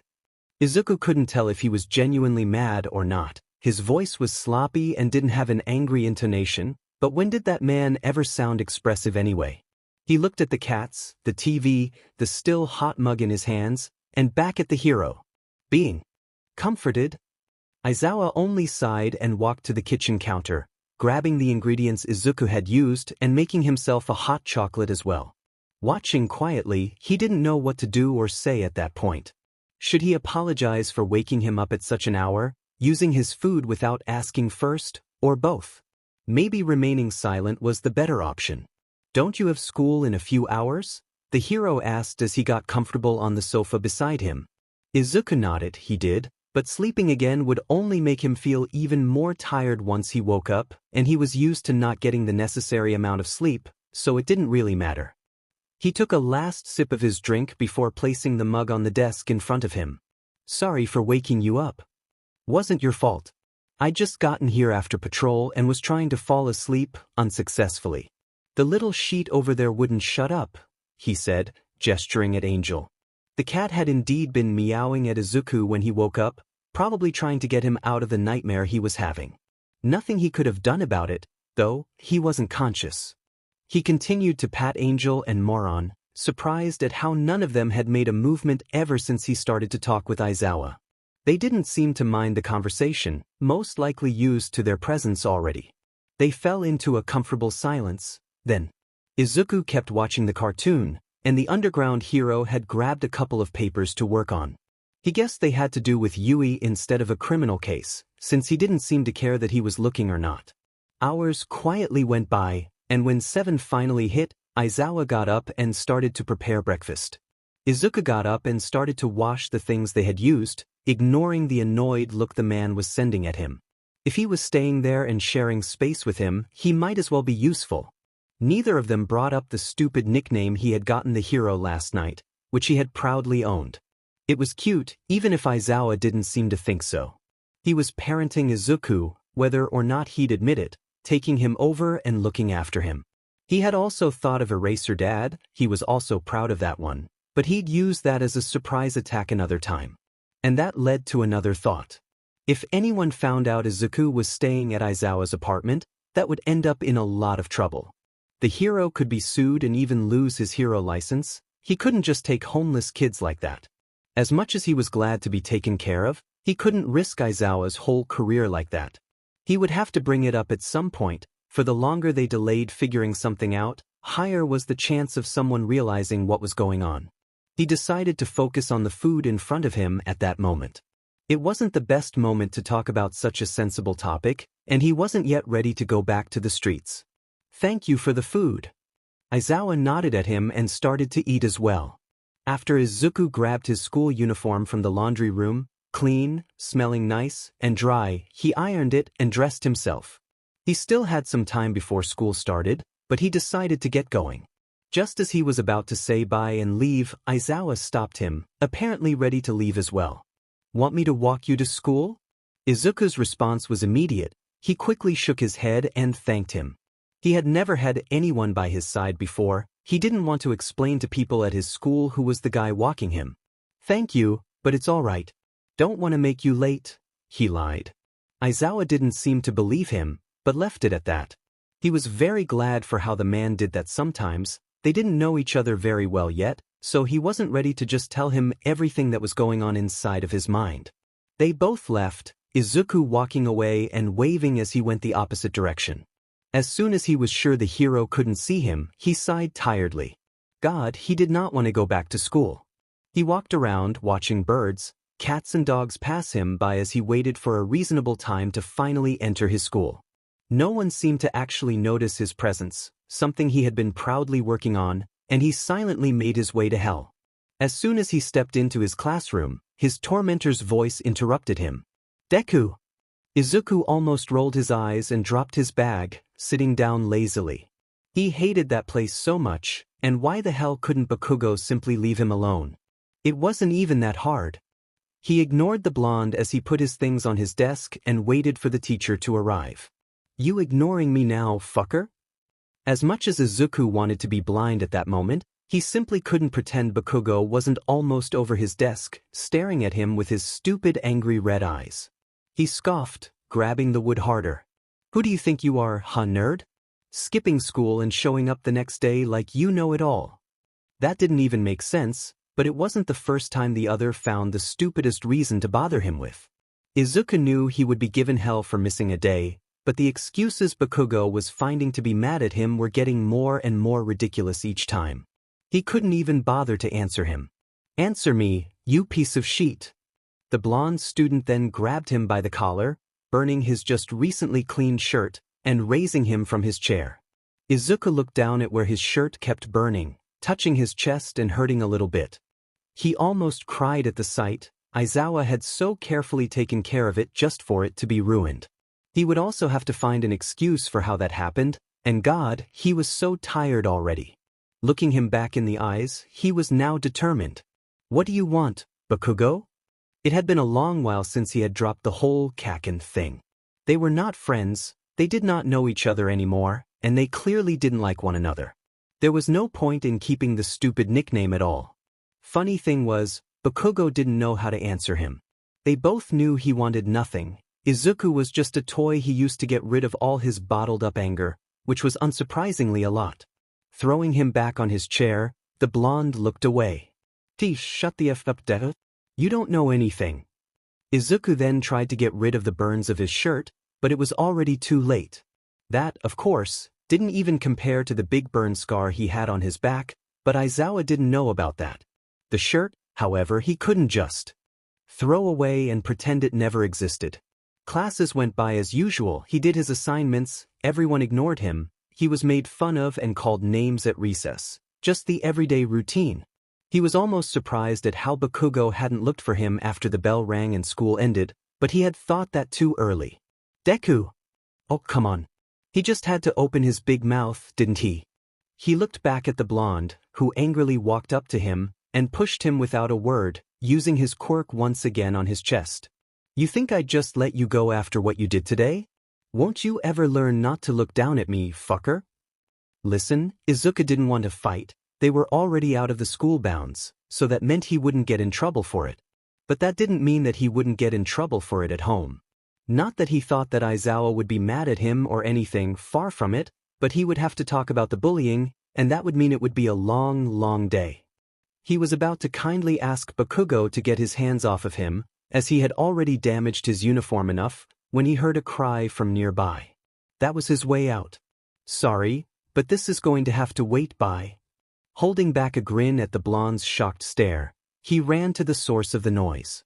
Bakugo and his anger management issues could wait, but he couldn't say the same about whoever needed help. He rushed his steps as he got closer to the person.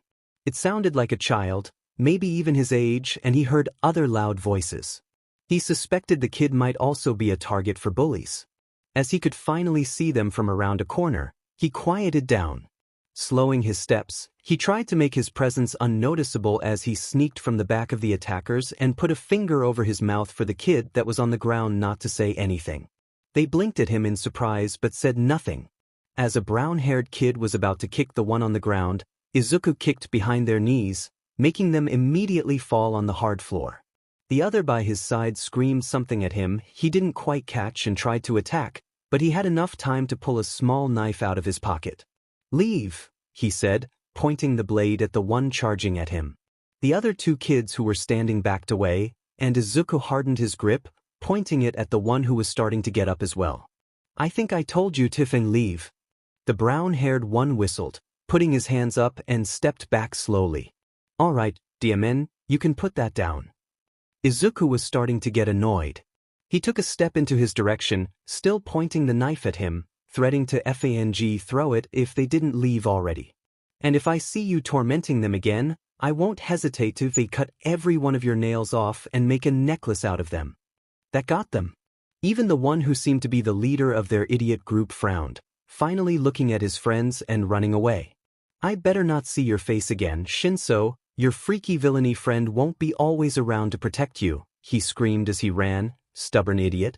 When he finally couldn't hear their footsteps anymore, Izuku put his knife away and took a deep breath. He had been watching way too many serial killer documentaries. He then finally truly acknowledged the purple-haired kid that was still on the ground, staring at him deeply. Scratching the back of his neck, he smiled awkwardly and offered them his hand. "I'm so sorry, I promise I'm not always like that." The kid smiled shortly and took his hand, getting up quite clumsily and cleaning his pants, which had gotten dirty from the ground. Izuku put on a friendly face. This was the perfect excuse as to why his shirt had been blown away. I'm Izuku, by the way. I go to Aldera High, and well, they're not the nicest around there either. The kid seemed shy, always looking away and never answering him or saying anything at all. That was fine, he could do the talking for both of them, he had enough breath for that. Do you want to grab some coffee? There's a place around here I like to visit, he said, mimicking how Aizawa had approached him. They nodded, and even though they didn't seem to get around strangers easily, it felt like they at least felt comfortable around Izuku, which was awesome, if he was honest. That never happened before. Walking quietly to the cat cafe, the comfortable silence felt familiar. He chuckled at how he could guess how Aizawa had felt when they first met, feeling the same way with who he thought to be named Shinsou. They looked at him with a raised eyebrow, and he smiled. It's just that someone did this exact same thing to me once, when I needed help. Shinsou nodded, looking away once again. As they finally approached the cafe, Izuku noticed he didn't bring any money with him. He was a complete absolute idiot. However the hell he would pay? Entering the place, he was nicely greeted by Muffin, who seemed especially happy to be seeing him again. Hey, baby, how've you been? Getting into a lot of trouble? He talked with her as he scratched her neck. Do you like cats, Shinsou-kun? They didn't even need to answer him. When Izuku looked back, they were already sitting on the floor, with the same black cat that bothered Aizawa on his lap, angrily requesting for pats and scratches as always. Chuckling, Izuku took advantage of that moment to go talk to the cashier. Maybe they were miraculously nice enough to let him pay the next time he came in with Aizawa? Or that same night. He just had to go back to the apartment and grab some money, but he didn't want to leave Shinsou behind. They just met. Oh hey! They greeted him, and their name tag showed, Azumi. You're the kid who's always with Shotoku-kun, right? He nodded quietly, not sure how to start to explain himself. I see you've brought a friend with you, anything you want to ask for specifically? Trying his best to look them in the eyes, he finally said it. I forgot to bring money with me and I just met Shinsou-kun, so I was hoping you'd let me go grab money after we've eaten? Please.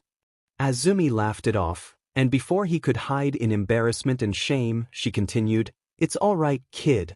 Me and Shotoku-kun went to high school together, I trust him, and if he trusts you, I do too. Immediately sighing with relief, he bowed to them his thanks.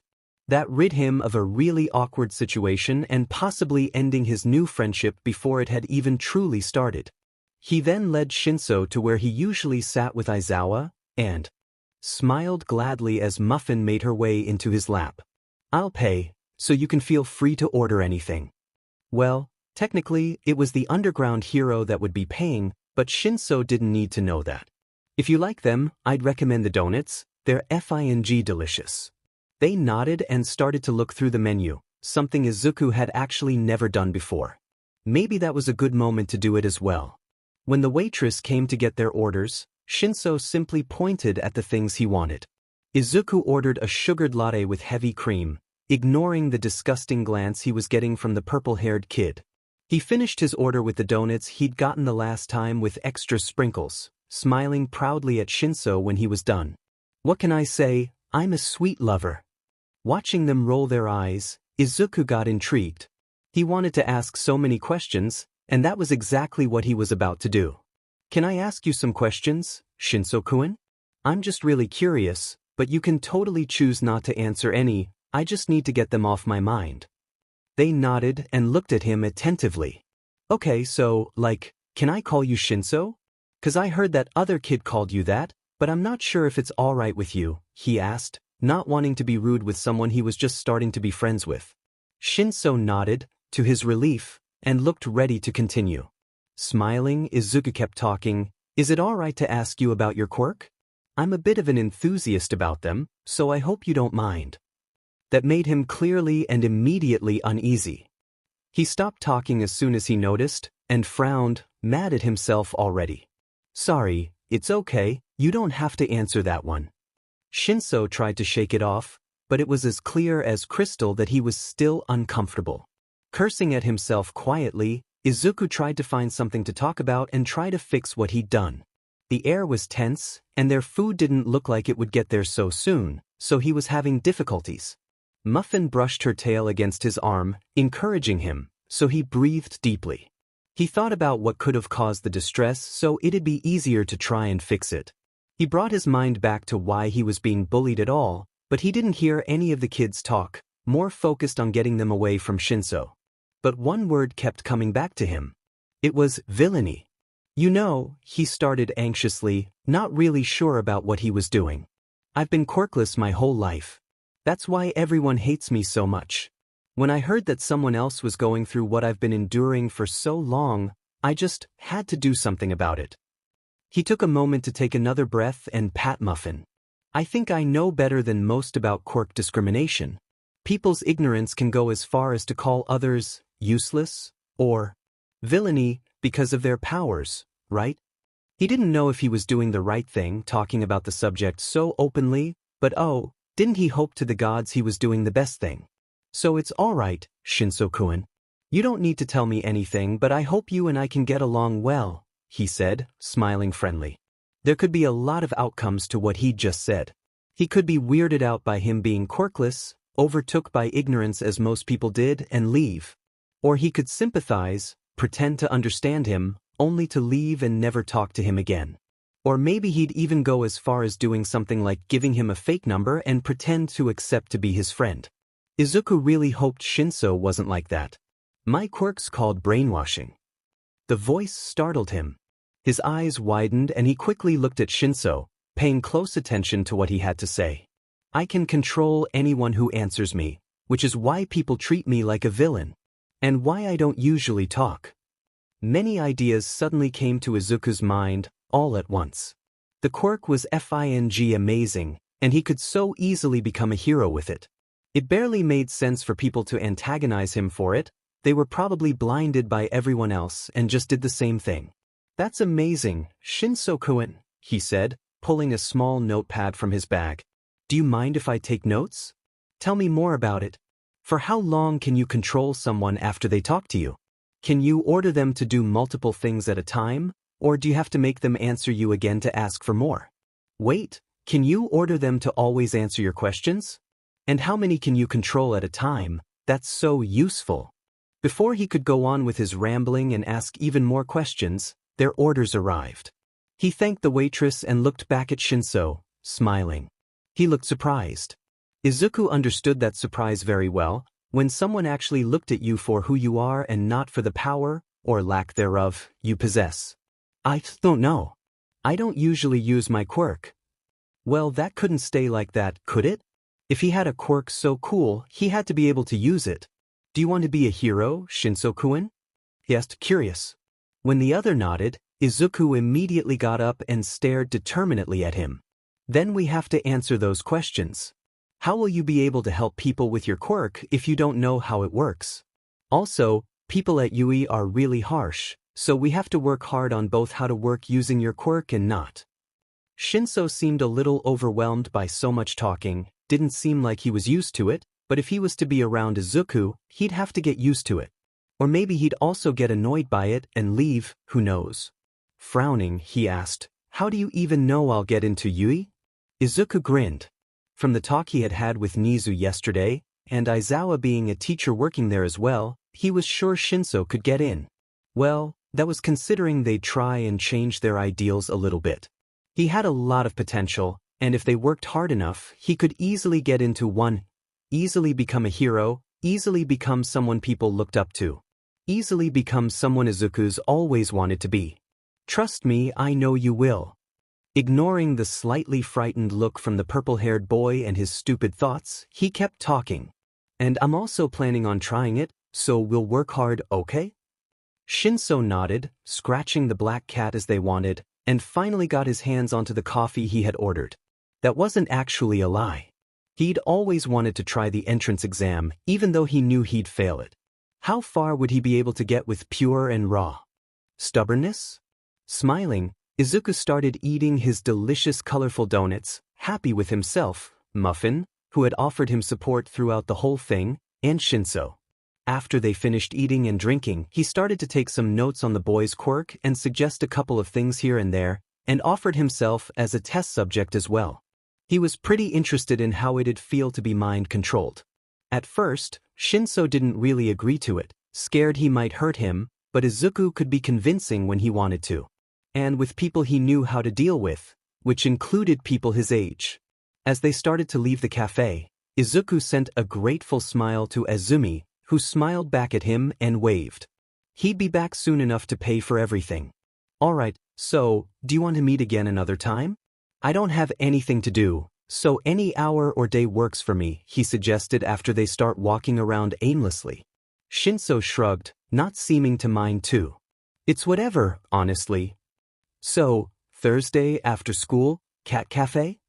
They both smiled, and it warmed Izuku's little heart to see him so comfortable with him around. Yeah, that's fine. Clapping his hands together, he stopped walking, as he was already on the opposite way to Aizawa's apartment. Awesome. I have to go back now, so see you around?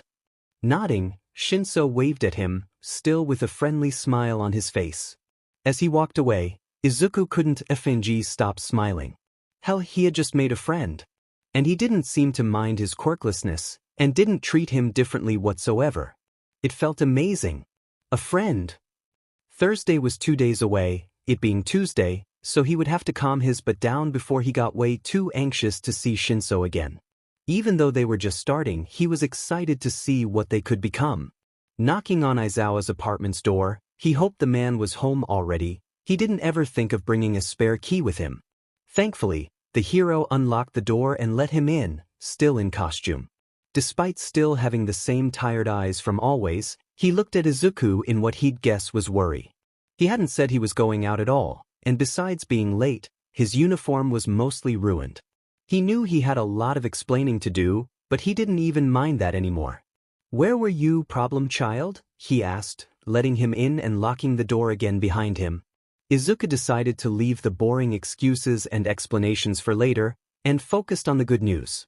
As he took off his dirty shoes and put his school bag down on the kitchen counter, he stopped and looked up at Aizawa with a big smile on his face. I made a friend. Aizawa believed in Izuku. He wasn't about to scold the kid for protecting someone who needed his help and accidentally got hurt in the process, but there was something off about it. He let it slide for the moment. It was the first time something like that had happened, so they'd find a way to work things out at some point, if things stayed like this.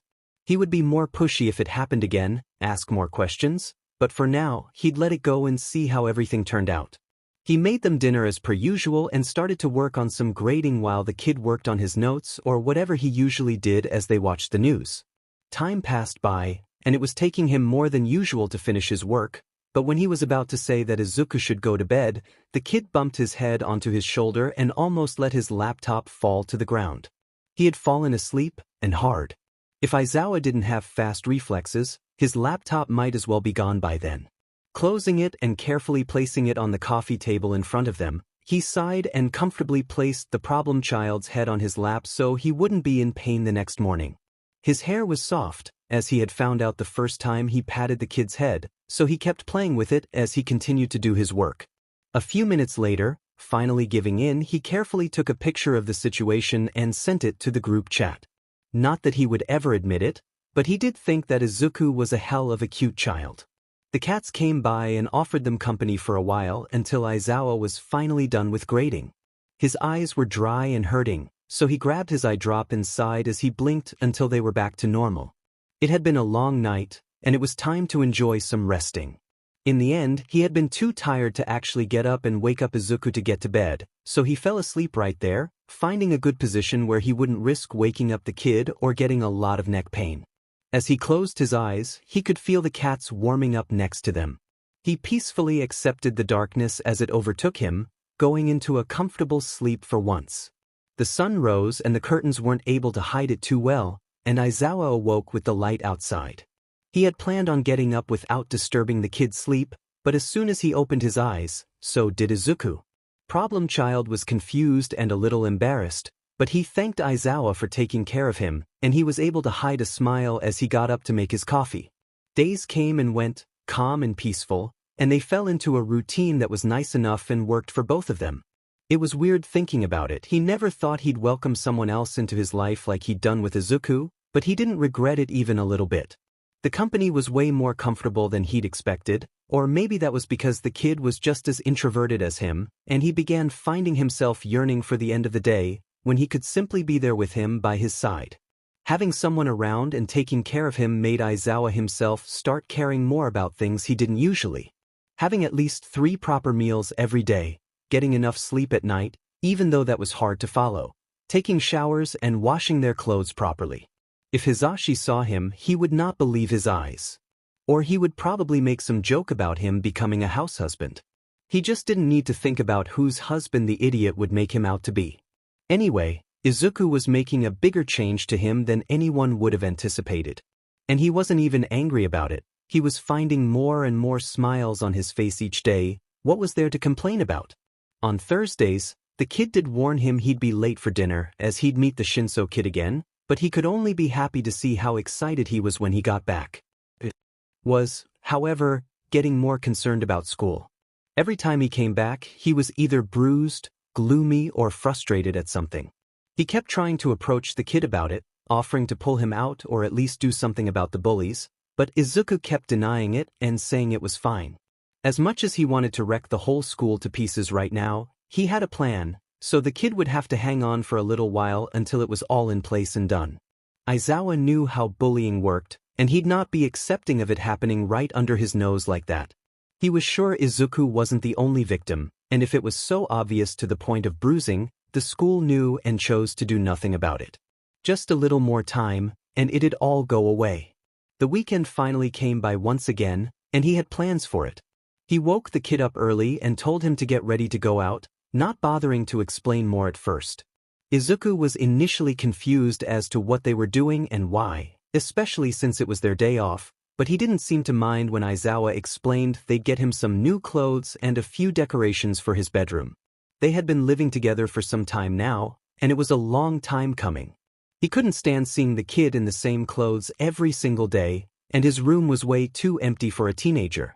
Walking through the mall was less stressful than he thought it would be. The kid seemed quite relaxed even, which was all he needed at the moment, as he had expected him to be a little more anxious. There weren't a lot of people around, despite it being a Saturday. The weather was chilly and it was a quiet day. To his surprise, but not really, Izuku didn't pick a single flashy shirt.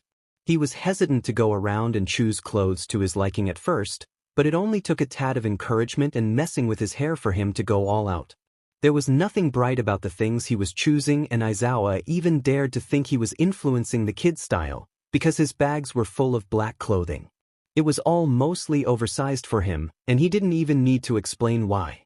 The hero looked at himself in a mirror and understood. Comfort over fashion anytime. He did make sure the kid chose new shoes too. His red sneakers were atrocious and clearly way too worn out. He boldly sighed at his request, but thankfully agreed to pick new ones if they grabbed ice cream later.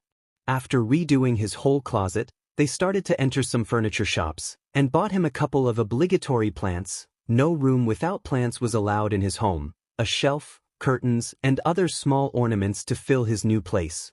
It seemed decent and cozy enough. Aizawa was glad to see the kid happy with the things they'd gotten him, so he patted his hair and smiled at him, as out of habit. Not that he did that often, but it seemed the problem child was starting to grow on him. They got the ice cream, and he was once again disturbed at how Izuku had such sweet teeth. It was like no amount of sugar would make him sick. Aizawa could not relate. The rest of the day had gone by when they finally finished setting up the kid's room, and needless to say, it looked better than his own. He would have to do something about it, but he was way too lazy for it anyway. Moron and Angel, as Izuku had stubbornly started to call him, seemed to enjoy the new environment as well. The room had never been actually used before, so the cats didn't go in often, not many guests came by, and he had never had someone sleep over since he moved. They were both starting to grow more used to and comfortable around each other, the more time they spent on the same room. Izuku was starting to grow more confident around him as well, which was great to see, even though he still did respect and appreciate the moments of serenity between them. Aizawa was getting more and more attached each day, and he was close to act on it, once and for all. Just a little bit more time. Izuku's life was good. It was a really nice change for him. The bullying at school didn't bother him so much anymore, as he was more busy texting Shinsou and imagining how cute Moron and Angel would be at that moment, than paying attention to the insults. Aizawa had really saved him, he realized one day, and he was such a cool person to be close to. He didn't order him around, didn't try to fill silence with awkward small talk, or make stupid rules for when he was in his apartment. The man was surprisingly sweet, always playing with his hair, asking him about his notes and his work, and buying his favorite foods. Not only all that, but he was genuinely interested in what Izuku was doing. He felt loved for the first time. Shinsou was usually the one to hear his full-on speeches about literally every single event that happened to him, from seeing a cute pink bird on his walk to school, to having Aizawa play with his hair as he fell asleep. The purple-haired boy said he didn't mind, as he didn't usually like to do the talking. He was also someone who Izuku was glad to have met, his first true friend, and wasn't he just the best?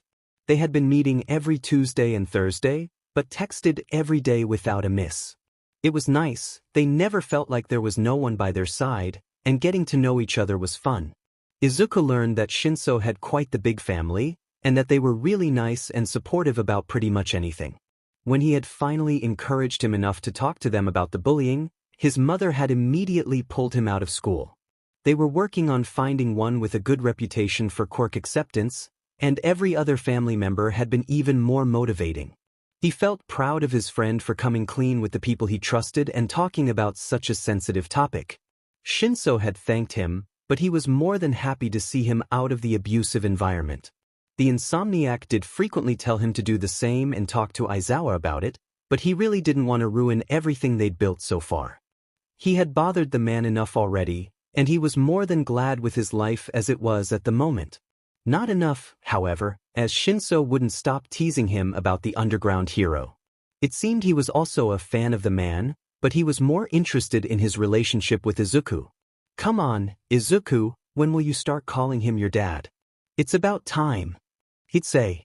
It's not that he was embarrassed to do it, maybe a little, even though Dadzuwa was acceptable, but what if Aizawa didn't like it?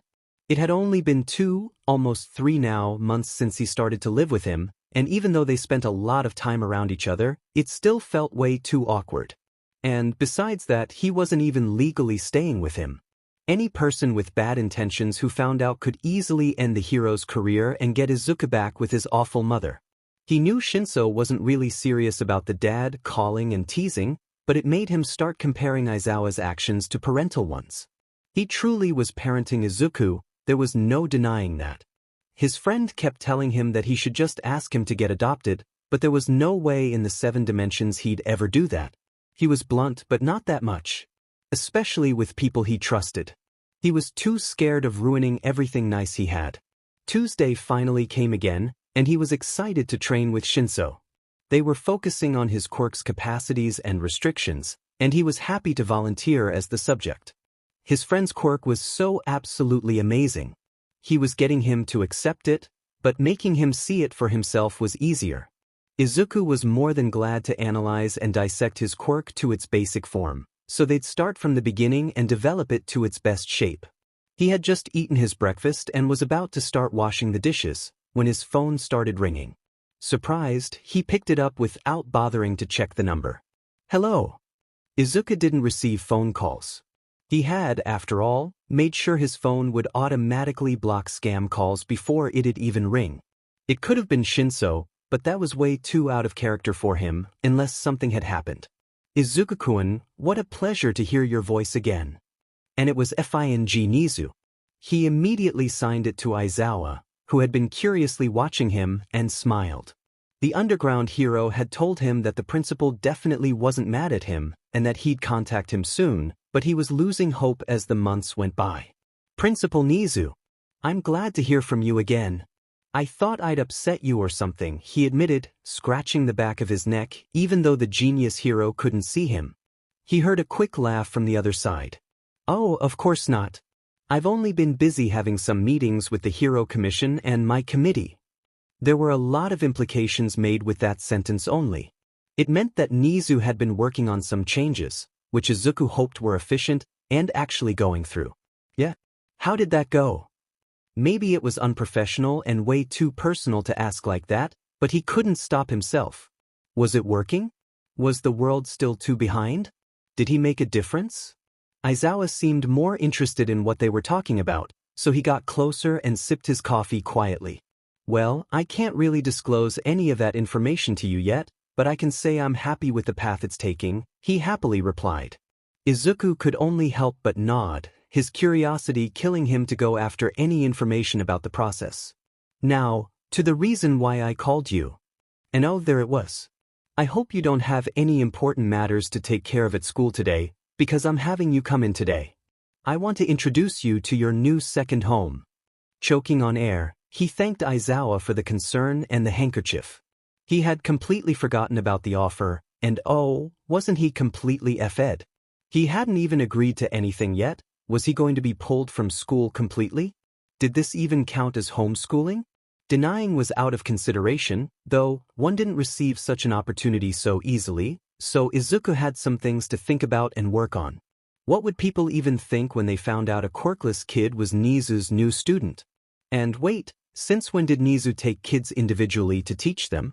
Don't worry about anything a kid your age shouldn't be worrying about right now, he said, together with a feeling of déjà vu, for soon everything will fit perfectly. For now, I want you to come meet the staff and what you'll be working with. He tried to ignore how Nezu seemed to be reading his thoughts and the dark implication that he knew things would change for him shortly.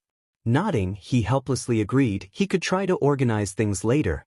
Finally sighing, Izuku replied at last, "All right, I'll be there soon." He hung up the phone and stared at it. What the F-? He had just made a big decision in a whim without even properly thinking about it. Aizawa stared at him with a furrowed brow. So, I guess I'm ditching school to meet Nezu? He tried to hold a snort at how he sounded, like the principal was some dark overlord, and he was about to commit a few crimes and felonies for money. Aizawa rolled his eyes, trying to hide his faint smile, and finished his drink. They didn't talk as Izuku got ready to leave, fortunately with new, clean shoes and clothes. He said goodbye to the cats, and waved to the hero as he left through the door. It felt like it was going to be a long day. He quickly shot Shinsou a text about how he'd either be late or not show up to their usual meetup. He explained about Nezu and the whole situation with the entrance exam and the offer, trying not to make a big deal out of it. Shinsou was way out of his mind, regardless. He didn't mind that they would have to have a rain check, but was crazy about his friends studying with the FING principal of Yui, or about him being there at all. It was insane, he said. Putting his phone away on mute, it felt weird to walk through the school gates again. It was early, before classes started, so there was no one around this time. He made his way to Nezu's room, feeling a little out of place, even though he wasn't dressed like chic today. Well, he had Aizawa to take care of that this time, so it made sense. Before he was even able to knock on the door, he was greeted inside. The principal was on his chair, staring at him with his creepy grin and a cup of tea. Usual Nezu. "Good morning, principal," he bowed. "It'll be such a pleasure to learn with you." The hero took a sip of his drink and continued to smile at him, apparently having a lot planned for the day. "It will indeed, Izuku-kun. So, why don't we get started already? It'll be a waste to be bothered with formalities, and we better do this before this place is filled with students." He nodded, surprised by the straightforwardness, excited to see what they were going to do, and to see Yui's groundings. He'd never get tired of the place's size, it was so huge. Nezu got on his shoulder without notice and started to walk him through the main hallways and rooms. Izuku was surprised at how everything looked so far, until they stopped in front of a wall. The principal got down and stood in front of him, holding his hands behind his back. Now, walking around every single room would take a lot of time, and would tire us soon. So, I'm going to show you a way more efficient way to travel through this school. Then, Izuku noticed it. A vent entrance right behind the hero, not as small as a normal one would be, but everything seemed to be larger in Yui, so it didn't really stand out. Without saying anything else, Nezu removed the grid and got inside, waiting for him to do the same. It felt really weird, but he did it anyway, closing it right behind him. Surprisingly, it wasn't dirty and tight inside. It was wide enough he could sit cross-legged and not hit his legs or head on the perimeters, and there was no dust laying around. The principal showed him shortcuts and quick passages to every single room in the building, which took less time than he expected. It was as efficient as he said it was, and not as uncomfortable as he thought it would be. They moved to the other buildings until everything had been cleared out. Izuku had seen every corner of the Yui High School, and he couldn't be more excited than he was at that moment. He was yet to learn what he would be doing, but he would honestly be fine with anything, really. It involved moving around, so maybe Nezu would have him analyze the students, or maybe even the teachers. The vents made it easier and more comfortable for both parties, so he wouldn't just stand there and stare at someone while taking notes. Though he had to admit it was a little creepy to stare at them from a fairly hidden location. Interrupting his train of thoughts, he was poked in the arm, making him look at the hero in front of him, who whispered, "Now, it's time to meet the people you'll be seeing every day." Before he could even think of anything else, the principal opened the grid they were sitting upon, making them both fall from the vents. Even though he was slightly panicking, Izuku managed to fall on his feet, holding an incredulous look at Nezu, who only laughed at his face. As he finally started to look around himself, he immediately paled. They had fallen right into the teacher's lounge. He was standing in the middle of their FING meeting table, and every single one of them was staring right at him. Maybe it was normal for Nezu to do that. He was small and the impact of him hitting the wood probably didn't startle them anymore, but Izuku was news. And didn't he feel like FING disappearing? "So, this is what you wanted us to meet for?" Aizawa was the first one to speak, since he knew something like that was bound to happen at some point. He didn't expect it so soon, but who cared? Izuku was still petrified in place as the principal dragged him down into his chair, by the edge of the table, sitting on his shoulder once again. "Hello all. I hope you're having a great day." He smiled sympathetically, taking a sip of a cup of tea. The kid wondered where the hell he had gotten from. "I gathered you today so you could meet my new personal student." Trying to look and sound as confident as he could, considering the circumstances, there were a bunch of experienced pro-heroes staring at him, he smiled. "I'm Izuku, it's a pleasure to meet you all," he said shyly, offering a small wave. It was silent for a few seconds, and it felt like the most awkward encounter he had ever had, until present FNG Mike, said something. "It's the kid from the picture, show? He's so cute, holy sheet." Despite how he had completely disregarded his presence and talked about him like he wasn't in the room, Izuku was more interested in what picture he was referring to. That, somehow, grew everyone's attention. It seemed like they all knew what the hero was talking about, and Sho was sighing at the look he was sending at him. "They ask about you a lot, problem child. Didn't think it'd harm to send them a picture or two of you." Oh, he was embarrassed. His face felt hot and he tried to hide between his hands, but a lot of heroes were trying to talk to him and he didn't even know how to react.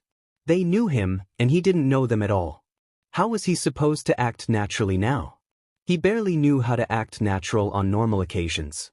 One thing caught his attention in the middle of the commotion, however. "So you're Shota's kid. It's nice to finally meet you in person." It had been Present Mike who had said it, and there was nothing really relevant about it, but the way he said Izuku was Aizawa's kid just made him feel something. Like his stomach made a turn inside him, and his heart skipped a few beats. Now, Nezu interrupted, finally bringing some welcome quiet. "I know you all want to know him better, but you'll have plenty of time for that, since he'll be studying with you two from now on." He was still trying to process that before everyone tried to baby him, but it felt like it wouldn't be too hard to get used to it. Even the most quiet teacher in the room seemed to be a nice person. He was looking forward to getting to know them as well. But now, studying with them too? Izuku knew it'd be hard for Nezu to be his only teacher if he was to leave his school altogether, but wouldn't that be too much work for everyone else? He wasn't a stray for them to take turns to take care of. The principal got down from his shoulder and started to walk through the table as he continued talking. "He'll be mostly doing things with me, but as much as I like to joke about it, I'm not omniscient, so I hope you treat him well." Izuku still felt stuck in a dream, but the things he was feeling were too real to be an illusion. He looked at every hero in the room, listing their names and quirks in his mind, trying not to go full fanboy on them. "Once he is done with the tasks I've assigned him, you might ask a few things from him as well. I'm sure he wouldn't mind a little more knowledge." Only during study hours, of course. We don't want to overwhelm the kid. The grin on Nezu's face said otherwise, but he chose to ignore that.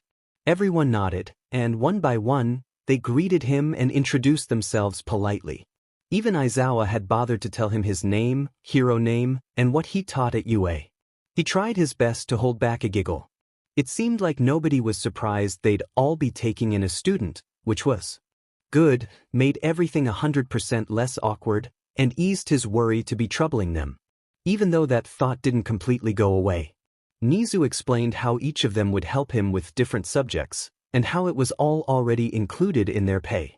He'd be having small classes with basically everyone, but he had study sessions with the principal every day. He didn't understand why he was bothering so much with a kid, going his way out to even pay his teachers to help with his education, but he was glad nonetheless. And he was not going to question them if it would ruin everything.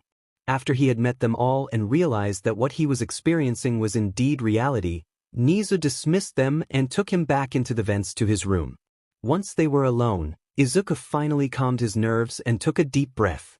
He was accomplishing a big dream of his, and there were so many good people by his side. "Thank you for the wonderful opportunity, Principal Nezu," he bowed to him. "It is truly a dream to be studying with such competent professionals and heroes."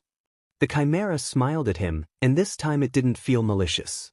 "I should be the one thanking you, Izuku." He stopped and took a sip of his tea. "You'll be a great addition to this school. There is a need to have an outsider perspective to our methods, and you'll do wonders by helping the teachers know better how to meet their students' needs." He nodded and smiled at the hero, who dismissed him as well, since the bell to the end of classes was about to ring. Izuku decided to wait by the teacher's lounge to walk home with Aizawa, but when Midnight walked out, she quickly pushed him in and told him he could wait inside. The underground hero shook his head at him and continued to organize his things, so he decided to sit on the couch and tell Shinsou he'd be able to show up, just a little late. He couldn't wait to tell him everything that had happened, and oh boy, wasn't he excited to actually start studying there. Izuku supposed he'd be leaving his old school, so bye-bye Bakugo, the future awaits him. As Aizawa walked him to the cat cafe, without him even mentioning it, he frantically talked about the amazing quirks of every teacher he had just met. "I just don't get it," he interrupted himself. "Why is Nezu doing this for me? I mean, why did the teachers even agree to do this? I don't even have any money to pay them, so why dash?" "Izuku." Aizawa's voice stopped him in his tracks. "Look at me." Lifting his head, his eyes met with a determined look in the hero's face, one he'd never seen before. "You're special, kid. Not because you're quirkless or cute, but because you're smart. I know it sounds cocky and maybe you won't admit it, but hell, you're 11 years old and look at you." He looked at his own reflection in a store's window, and he just looked like a scrawny, nerdy kid, which wasn't really a lie. Special was a strong word. You have a lot of potential is what I mean. And we trust you with it, me, Nezu, the teachers. We know that you're a good kid, and we want to see you grow, he smiled softly. And even if you don't want something big, we just want to be there by your side. Even as he spoke with we, Izuku knew he was speaking mostly of himself. He knew how much Aizawa cared, and nope, those tears were not making their way out again. "If you don't think they want that, you haven't seen them beg me to bring you to work with me," he raised an eyebrow. "And also, you're my kid, of course they want to help to raise you." Okay, the tears were out again. He threw himself at the hero, hugging him closely, the smile on his face making his cheeks hurt. "My kid," he said. Aizawa said he was his kid. "Eraser dad," he laughed. "Thank you for taking care of me." Shinsou would have to prepare his ears, because he was about to talk them off. Aizawa Shota knew he was a softie. From the moment he had met Izuku, he knew the kid would fall just right into his life and routine, and that was just how it happened. He was risking his hero license having the kid over without any papers, though, so he had been working on it. Tsukachi told him it shouldn't be too hard, since heroes had it easier when they pulled someone out of an abusive household or even the streets. Since he was underground, there would be no repercussions, so he shouldn't worry about that as well. He didn't think Midoriya Inko would pass on her parental rights over to him so easily, so he had braced himself for court or anything he would have to deal with to officially take the kid in. To his surprise, though, even if it showed the situation to be so effing bad, the woman didn't even hesitate to sign the papers away. She did not care at all, and it made him sick to the stomach that Izuku had been living with her for most of his life. Detective Tsukachi had some of his colleagues to take care of the case, but they didn't have much trouble with it. Aizawa was approved to foster or adopt, since it wasn't unusual for heroes to have to look over a kid for a while because of whatever situation. It took him so long because of the amount of paperwork, and because the system was slow. He tried hurrying it as much as he could, but he could only do so much. However, it was finally all ready. If Izuku wanted to, he could adopt him right at that moment. He once thought he'd never ever be a parent, but the problem child felt just like his own. Sometimes he'd be making their breakfast without even thinking about it, and he'd notice how much it felt like they'd always lived like that. Izuku didn't have anyone else, and he was lonely too. The kid made him feel happier with himself, proud of their accomplishments, like that time they had the best score of the whole arcade they went to, and FANG loved too. When he got home from his meeting with Shinsou, Aizawa waited for him to tell him everything he wanted to, until they sat down for dinner and the boy finally settled down. Aizawa fixed his posture, looking at the kid in front of him. Izuku. Not bothered by the tone, Izuku stuffed some food into his mouth and looked up at him, curiously. Detective Tsukachi called me today with some news, he said, nonchalantly. These are just waiting for you to say yes or no. He slid the papers across the table so the kid could read them. He froze as he stared at the words, and for a moment Aizawa thought he'd F'd up, until the biggest smile showed on Izuku's face. Are these adoption papers? Midoriya Izuku never had a family. From a young age, he would always be by himself. His mother neglected him, he didn't have a dad, and he didn't have anyone that tolerated him enough to call a friend. Affection was foreign to him. When had it even been the last time he had been hugged by someone who cared for him? Maybe never. Or maybe when he still didn't know he was quirkless. His only companion had only ever been his own self, his restless mind and running thoughts. Sometimes, he would stop to pat a cat on the streets, and would talk to them for a while. It was lonely, but he felt safe that way. He had considered seeking a quirkless group, but by what he had seen, they were not welcoming. It seemed like the people there hated the fact that they had to be there, hated themselves and the others for not having a quirk. Izuku wondered if he would end up like that if he gave up fighting one day. He knew that he was the only person who would be there to back him up, and maybe even his brain would end up betraying him. It was hitting hard, and he was so paranoid all the time. Always worried about knowing everything, seeing everything so he would be enough. But it was never FNG enough. Izuku tried to impress people around him, even if unconsciously. He got fluent in English, but nobody cared. He learned sign language, but his classmates laughed at him. He created different ciphers every week, but they said it was childish and stupid. He got good at programming, but no one even believed him. For people around him, he was a ghost. They ignored him, pretended not to see him, avoided being around him, and when they addressed him, it was always aggressive. He was a punch bag, a trash dump, whatever they wanted him to be. If he fought back too hard, he would suffer, and if he didn't fight back at all, he would suffer even more. Izuku learned that if he wasn't cautious about every single thing he said and did, he wouldn't live on too long.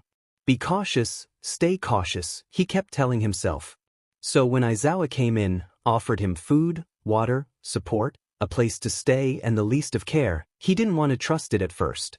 The man, however, kept showing him kindness, even if it was the bare minimum, concern, sympathy and affection. He trusted Izuku. Tfinji believed in him.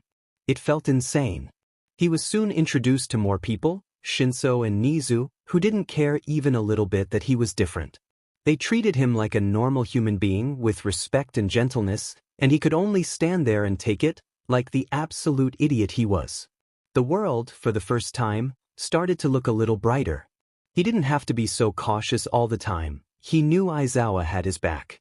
He knew Shinsou actually cared for his well-being, always helping him with injuries from school and wanting the best for him. He also knew that, despite not showing it openly, Nezu cared for him as well. They were similar. Izuku was not alone anymore. Be cautious, stay cautious, he kept telling himself. But did he really need to be on watch all the time now? Did he have to be cautious even around people who he trusted? He was so tired of it. Tired of being paranoid, of always expecting the worst, of accepting that he'd never be happy and never get what he dreamed of. Izuku was not alone anymore. It was time to start accepting it. That evening, when he sat down to eat and Aizawa told him he wanted to take him in legally, forever, no taking backs, he didn't know how to react. "So you'll be officially a Dadzawa?" was the only thing he was able to get out of his stupid mouth. The hero stared at him, dumbstruck, and he didn't know what to do with himself at all. Before he could think of stopping it, though, tears started to fall. Hug V 2024 Hug V 2020. Aizawa smiled softly, got up and opened his comforting arms. "Come here, kid." Without thinking twice, Izuku jumped out of his chair and threw himself onto his embrace, crying even harder as he was hugged. They were tears of joy, for having the luck of meeting such a wonderful person, of relief, for not having to live so miserably anymore, of happiness, for finally being able to say he had a family, and of appreciation, for he was so thankful for everything Aizawa had gave him. He kept telling himself he wasn't dreaming, he could feel a warm presence right there, keeping him close and safe, he was all right, everything would be fine, and all already was fine. Izuku would keep on fighting, for the people, even if they were few, who believed in him. He would pursue his dreams and he was going to prove everyone else to be wrong. The hero played with his hair affectionately as he held him and waited for him to recompose himself, and whispered kind words. When he could finally feel his heartbeat lower and his tears lessened, Aizawa started to talk to him. It sounded like he had shed a few tears away, but Izuku wasn't going to comment on it. He was so effing happy he didn't even know what to say next. "Do you want to call over the Shinsou kid for dinner tomorrow? I was thinking we could celebrate this. Maybe I'll call Zashi and Nem too." He didn't know who those other two people were, but he didn't really mind, whatever was fine for him, he was getting FING adopted. Shinsou would freak the hell out. Nodding, he whispered a quiet "thank you." Aizawa stopped playing with his curls and held his arms, looking him right in the eyes. It was a little creepy, since they were both insomniacs and held deep eye bags. "You don't have to thank me for anything, Izuku. I'm doing this because I want to, and because I want to see you happy, is that understood?" He smiled, not being able to hold it in. "Sir, yes sir." After that, all Izuku could register was a faint smile from Aizawa, and then nothing. He was so happy he couldn't think straight, only acting from instinct, his head empty as he had dinner, got dressed and went to bed. He couldn't even bring himself to watch the news and write some notes, he was way too excited to sit down and pay attention to so many words. The hero came to him later and asked for his phone, so he could talk to Shinsou's family about him coming over. He made a stupid joke about him living up to his nickname, watching as he rolled his eyes and threw back his phone at him.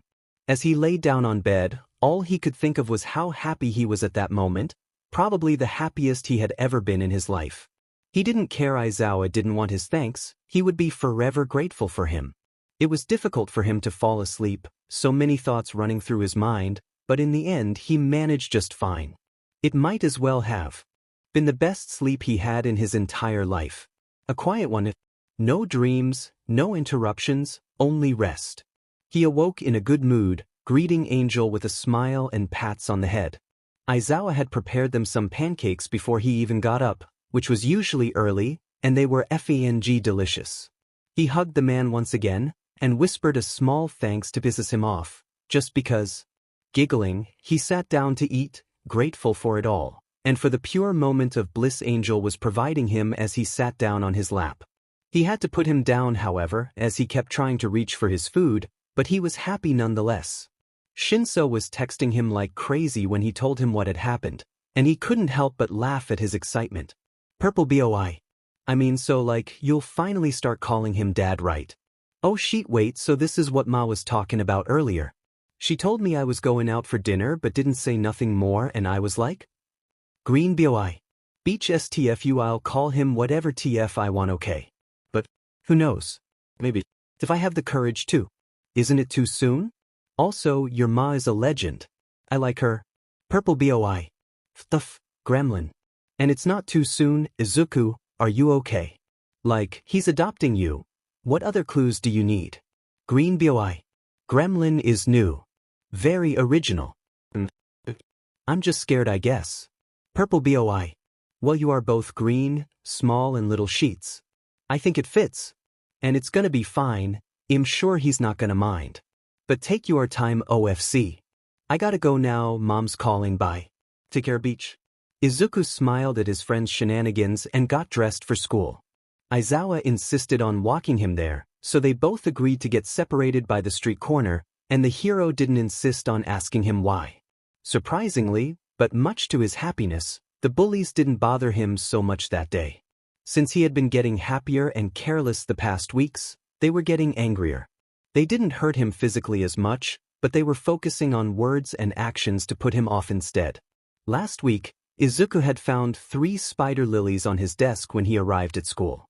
He tried not to mind it, choosing to replant it instead of throwing it away, but it did hurt a little. Just when he was finally finding something good in life, they tried to get him to give up. He hadn't told Shinsou about the flowers. He knew his friend would get serious about telling Aizawa of the bullying. That day, though, was different. For some weird reason, instead of insulting him by simply seeing him breathe, the bullies ignored him. He thought for a second that maybe someone found out and put some sense on them, but, not to his surprise, Bakugo treated him just like every other day. It felt odd having only him bothering with his existence, not that it was bad. He knew the blonde wouldn't change so easily. He was getting on considerably easy with his day, which was suspicious, but alright, he could deal with some peace and quiet. Then the bell rang, announcing the end of classes. Izuku was getting up to leave when Bakugo went over to his desk and grabbed his latest notebook, which he was about to grab and walk through the door. Away from trouble. Is this, huh, Deku? Some kid's stupid game? You still on this? Grow the F up. Rolling his eyes, he decided to just leave. He didn't care what happened to the notes, he had them on a cloud back home, he could just write them down again. Bakugo exploded the notes. Don't ignore me, you nerd. He stopped walking and looked over his shoulder. He didn't know what the kid wanted, and he wasn't interested, but he was hard to deal with. If you want to be a hero so bad, why don't you just dive off the rooftop? Maybe they're holding your quirk over in the next world. And with that said, he threw his notes out of the window. Izuku just stood there and stared, not showing any emotion on his face. He knew Bakugo was impossible, but he never expected him to actually want him dead. The blonde was bad, but he only ever actually bullied Izuku out of the other kids. He'd insult everyone on the planet, but he was the only one he truly went after. There was still some hope for him, he had thought. He'd grow and change, he thought. He doesn't actually hate me, he thought. He was sure the spider lilies didn't come from him. He was way too aggressive to do something so delicate. Well, he was wrong.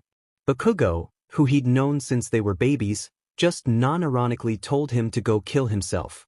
Despite trying his very best every day, if he had heard that back when he wasn't with Aizawa, he just might have done it. If the blonde was so done with him, why didn't he kill him himself? Just get on with it. Izuku did not want to deal with that today. Not today. It was a good day. Closing his eyes and taking a deep breath, he told himself it'd be fine. It was all fine. He was so done. He just walked away. As he walked home and thought that maybe Bakugo just felt like ruining his one good day, he got stopped by a knife man. He was a whole man fully made of blades. Knife man fit him. He tried to walk past him and ignore the weird situation. The day was bad enough already, but apparently he was being mugged. Listen, man, I'm just an orphan who barely got out of school. I don't have money for you, I'm sorry, he tried. The knife dude kept trying to say something, but Izuku had already tuned out. He just wanted to get home and see Aizawa, and eat with nice people who actually appreciated his existence. Fear not, for I am here. It was All Might. He didn't have time to wonder what he was doing in Japan, or why he was saving him from such a casual incident. He was more focused on maybe asking for an autograph. Those could be sold for a good amount of money. After the hero had caught the knife man, Izuku tried to stop him, but he was apparently in a hurry. I am here for business, my boy, sorry I don't have time to chat, he explained. And please do not leak this. No one should know I'm here, I was on my way when I saw you needed help. Having his internal questions already answered, Izuku still had 2 more things to request. But before he could say anything, the hero autographed his backpack, which was weird, but the only thing he had on him besides his uniform, and turned around to leave. Frustrated, he grabbed the hero's wrist and pulled him into an alley, so no one would notice the big man dressed just like the world's #1 hero in the middle of the street. "I'm sorry, but I really have to ask you something." Izuku had given up on his dreams years ago. He knew they were unrealistic and impossible, but the little kid in him still felt the need to confirm it with who once was his favorite hero. And besides, he was determined to go after it now. He was not going to disappoint those who believed in him, so some motivation would be nice. He took a deep breath and finally asked, "Can a quirkless person become a hero?" It felt stupid and childish. He sounded like a clueless kid who'd never seen the world outside his own room, and he knew it was hopeless, but he had to do it. When he looked up, however, the man that looked at him was a completely different person. What the F dash dot? He had theories about All Might's quirk. It couldn't be just such a strong advantage and have no downsides, but what he was seeing was difficult to believe. A time limit made sense, but why did the man look so miserable? The hero told him about a fight from 3 years ago, confirmed some of his theories and went on about how he couldn't be a hero. Izuku stopped. No more words went through his mind, he couldn't process anything else. He simply couldn't believe the man that stood in front of him. The #1 hero of the whole world. Telling all the tids and bits about his secret quirk to a random child he didn't even know. Saying he couldn't be a hero when he looked like that. Izuku laughed. All Might stopped talking and stared at him, confused. But Izuku didn't have an explanation. He didn't owe the man anything, especially after what he just heard. He laughed and laughed until his sides hurt and his cheeks ached. He looked the man deep in his eyes, a smile wide on his face, and without any regret, he opened his mouth. "F you." Izuku's walk home was quiet. He walked away from the failure of a hero and headed to Aizawa's flat, but not one coherent thought went through his head. He tried to remind himself the reason why he was happy by the start of the day, but he couldn't lighten up. His day had been ruined within just a few minutes, and he felt effing helpless about it.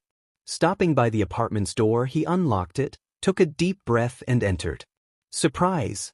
Happy birthday! What? Aizawa, Shinsou, and 2 more people, who were FNG present Mike and Midnight on their casual clothes, stood there, with their arms open and big smiles on their faces. It only then hit him. The reason why people were being nicer to him at school, they were respecting him for at least a day. He had completely forgotten about it, since he had been too busy freaking out that he was getting adopted.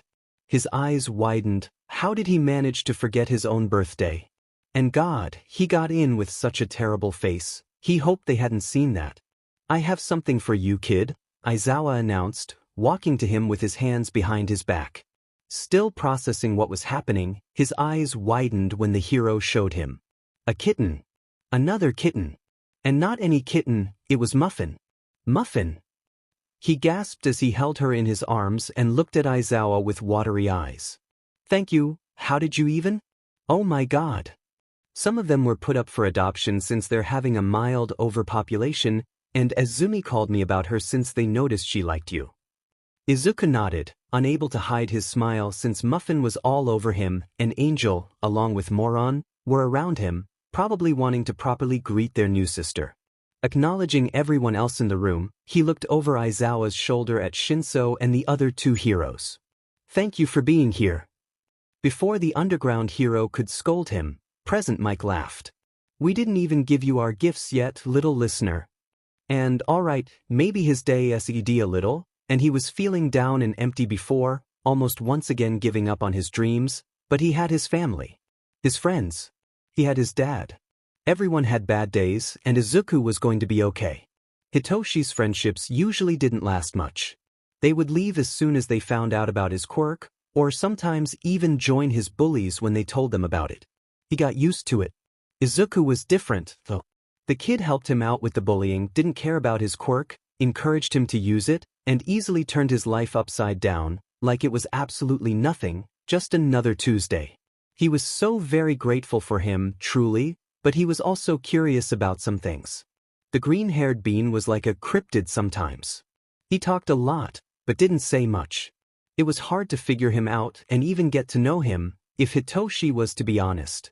Izuku was the only name he had gotten from him as well, but since he was getting adopted by Aizawa, he supposed he would be one as well. There were many things he didn't know about his friend.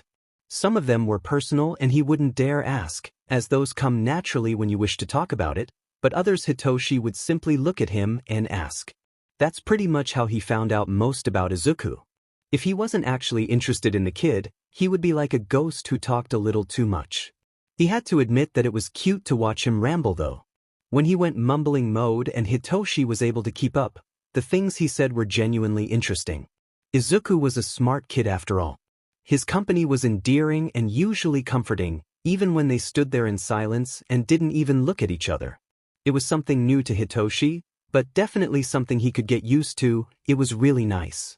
He got used to waking up in the morning, when he managed to get a good night of sleep, to a bunch of texts from his friend about the most random things. Memes, theories, random facts, even that one time when Moron was so sleepy she fell from his lap face on the carpet. Izuku would then proceed to text him good morning and act like not having enough hours to sleep was no issue at all, not that Hitoshi wasn't far different from him. It was normal that his friend was the one carrying the conversations, and they talked about it once. Neither of them minded it. Izuku liked to talk about what was on his mind, and Hitoshi was good at listening. It made him happy to have a friend like him, or a friend at all. To have a friend that cared about his well-being no matter what, that wanted to be by his side and help him. It made him want to grab him, roll him around a blanket and never let go. He didn't want their friendship to ever end. When he noticed that he wasn't showing much of his gratitude, Hitoshi tried his best to change it. One thing that made it a lot easier was Izuku's clinginess. It wasn't like either of them had gotten enough physical affection, from what he had noticed, so it was nice. He usually didn't like having his sisters all over him, even when they were just playing around, or when his moms decided to crush him to death. But his friends' shows of affection were. So, Izuku was gentle and careful of his actions, so when he went for a hug or a simple brush of shoulders, it felt almost like silk. It was cute. That was the reason why Hitoshi finally accepted that maybe hugs weren't too bad. And that he liked them. And they made his friend happy, so he didn't have to worry about it. Even his moms commented on it when he hugged them before going to school once. He was just so used to hugging Izuku goodbye it was almost on instinct. They did tease him, but he didn't mind it. It felt good. So when Aizawa texted his moms to talk about a surprise dinner for his friend's birthday, he just had to find the perfect gift. He had to show how grateful he was, how happy he made him. Finding a gift for the person who changed his life wasn't easy, but he managed it. He figured that Izuku would be happy with anything. Literally. If Hitoshi showed up with a paperclip and a button, he would smile like he had just received 10 million yen in cash. So, while he was scrolling through their texts for some inspiration or maybe a hint of what he would like, he saw just about the perfect thing. Cat hats. Not even thinking twice, Hitoshi grabbed his bag and went straight to a shop he just knew would have them. There were too many cute options, and he did grab some for his own little felines, but he was able to get out of the building without having to sell his kidneys to pay for everything. He did buy more than necessary, and some matching hats for Moron and Izuku, but that was irrelevant. He was very happy with what he had bought, and he was sure his friend would like it as well. The day went by and he was finally standing in Aizawa's apartment, along with two other pro heroes he was totally not fanboying for, waiting for the green-haired bean to arrive. Entering the place, Izuku had his head down and seemed gloomy, but as soon as he saw their faces, he lit up. And that was all Hitoshi needed to grow a smile as well. He was showered with gifts, especially from Present Mike, and kept thanking them for everything, like he was the one who needed to thank them. Seeing him happy was already enough to make everyone in the room feel all right. Hours passed, and Izuku's smile never seemed to fall. As he talked with Hitoshi about how amazing everything he had gotten was, as he had dinner and thanked Aizawa for the food, as he put on his matching frog hat with Moron and posed for a hell of a cute picture. Then, it was suddenly time for him to leave, and he almost asked his mum to stay a little longer. But as Midnight said her goodbyes, it felt right for him to go and not bother them as well. That night, Izuku's warm embrace was the best of them all, and maybe Hitoshi did hold on a bit more onto his arms. As the light from the sun entered his bedroom through his window and offered his plants the energy they needed, Izuku started to rise as well. It was usual for him to get up along with the start of the day, so he did his morning routine, patted the cats, and went to the kitchen for breakfast, greeting Aizawa, or Shota, as Yamada-san insisted he called him. Sitting down, still sleepy, he took a sip of his latte as the underground hero talked to him. "We're going down to the police station in 30. I forgot to grab some other papers we need to sign, and well, it's good that I can hand them to Tsukachi already," Shota said, more tired than usual, as he drank his black coffee. Nodding and taking a bite of some eggs, Izuku opened his mouth to ask about Aizawa's class, but he wasn't even able to vocalize it.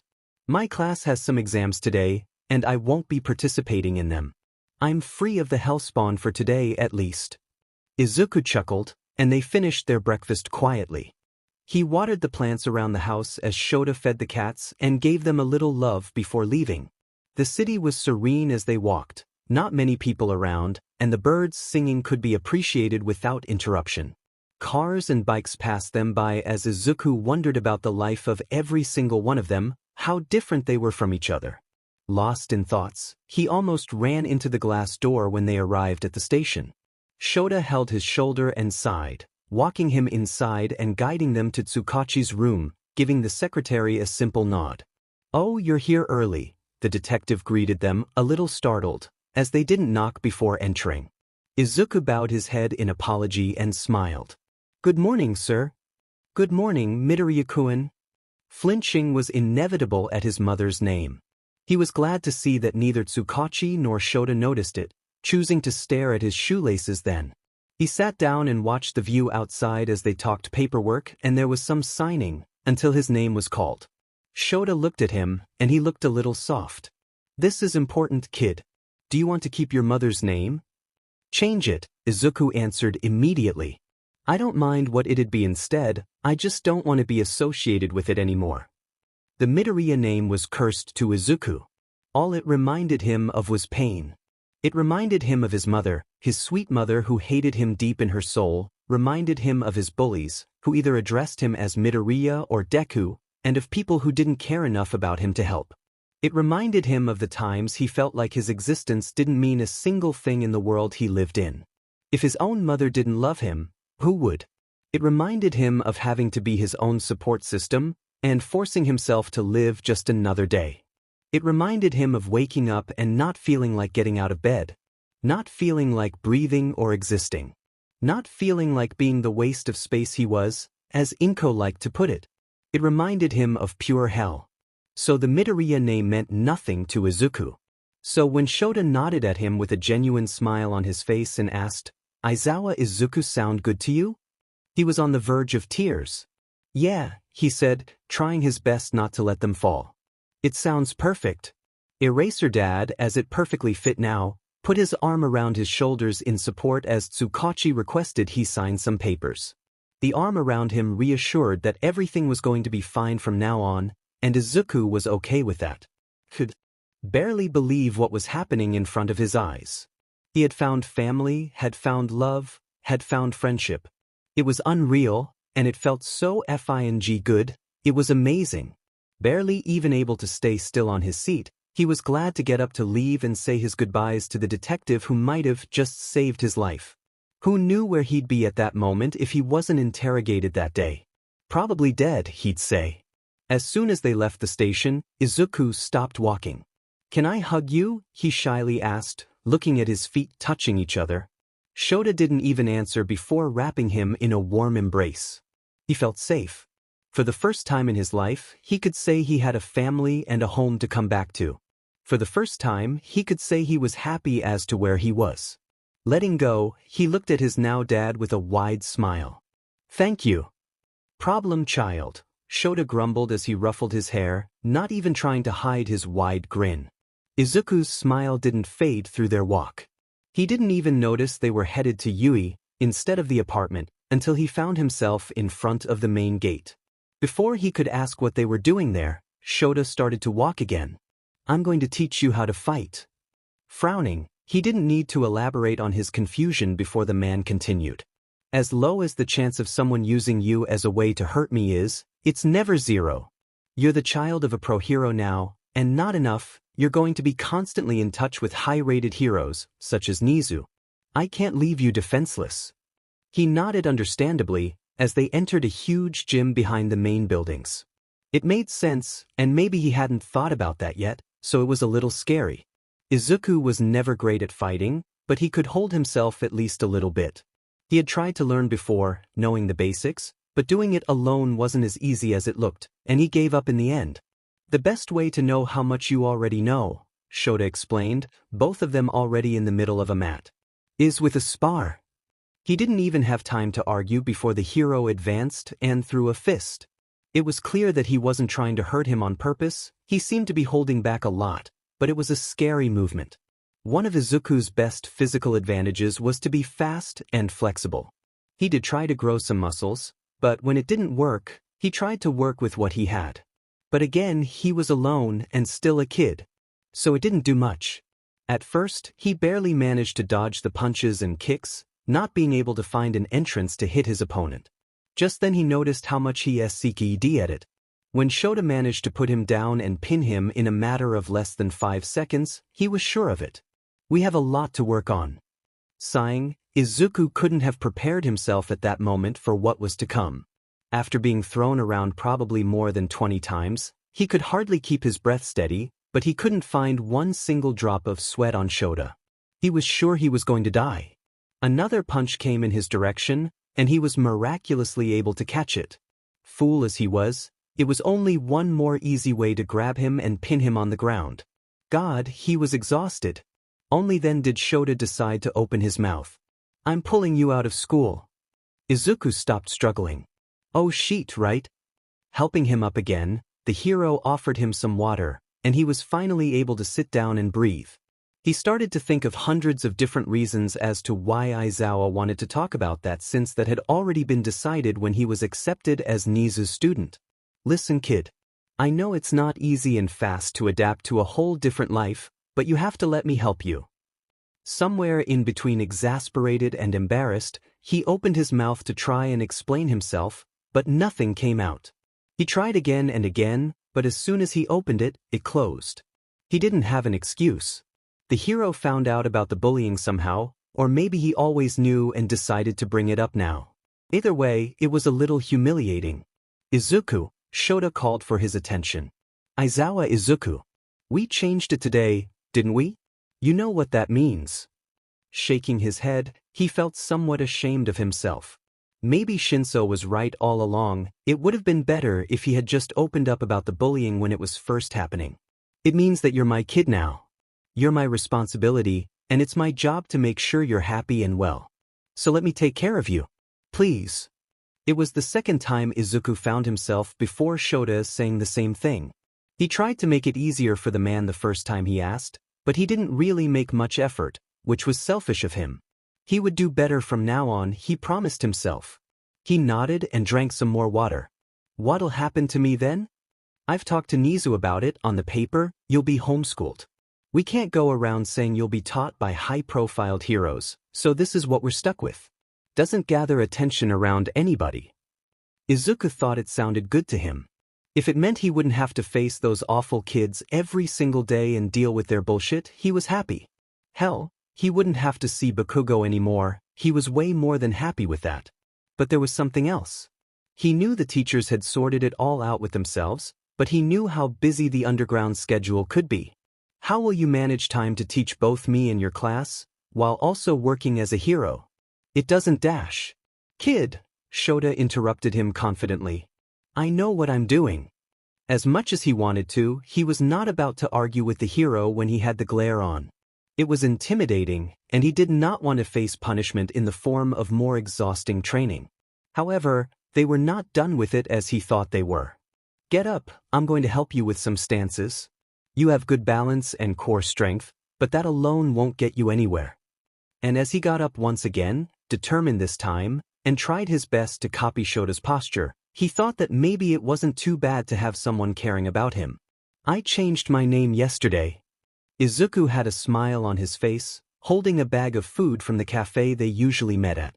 Hitoshi didn't even answer, only opened the way so his friend could get in. His mum had just woken him up and his brain was barely processing anything. It took him a moment to remember that Izuku knew his address from that time they had to come over and grab some stuff. He had forgotten. Otherwise it would have been really creepy. Not out of character for the green bean. When he finally understood what Izuku said when he opened the door, they were already in his bedroom. "Oh, that's really cool, man," he said, still sleepy. "Yeah. And I'm sorry for not texting before coming, it's just that so much happened and when I got home I was so tired I just passed out.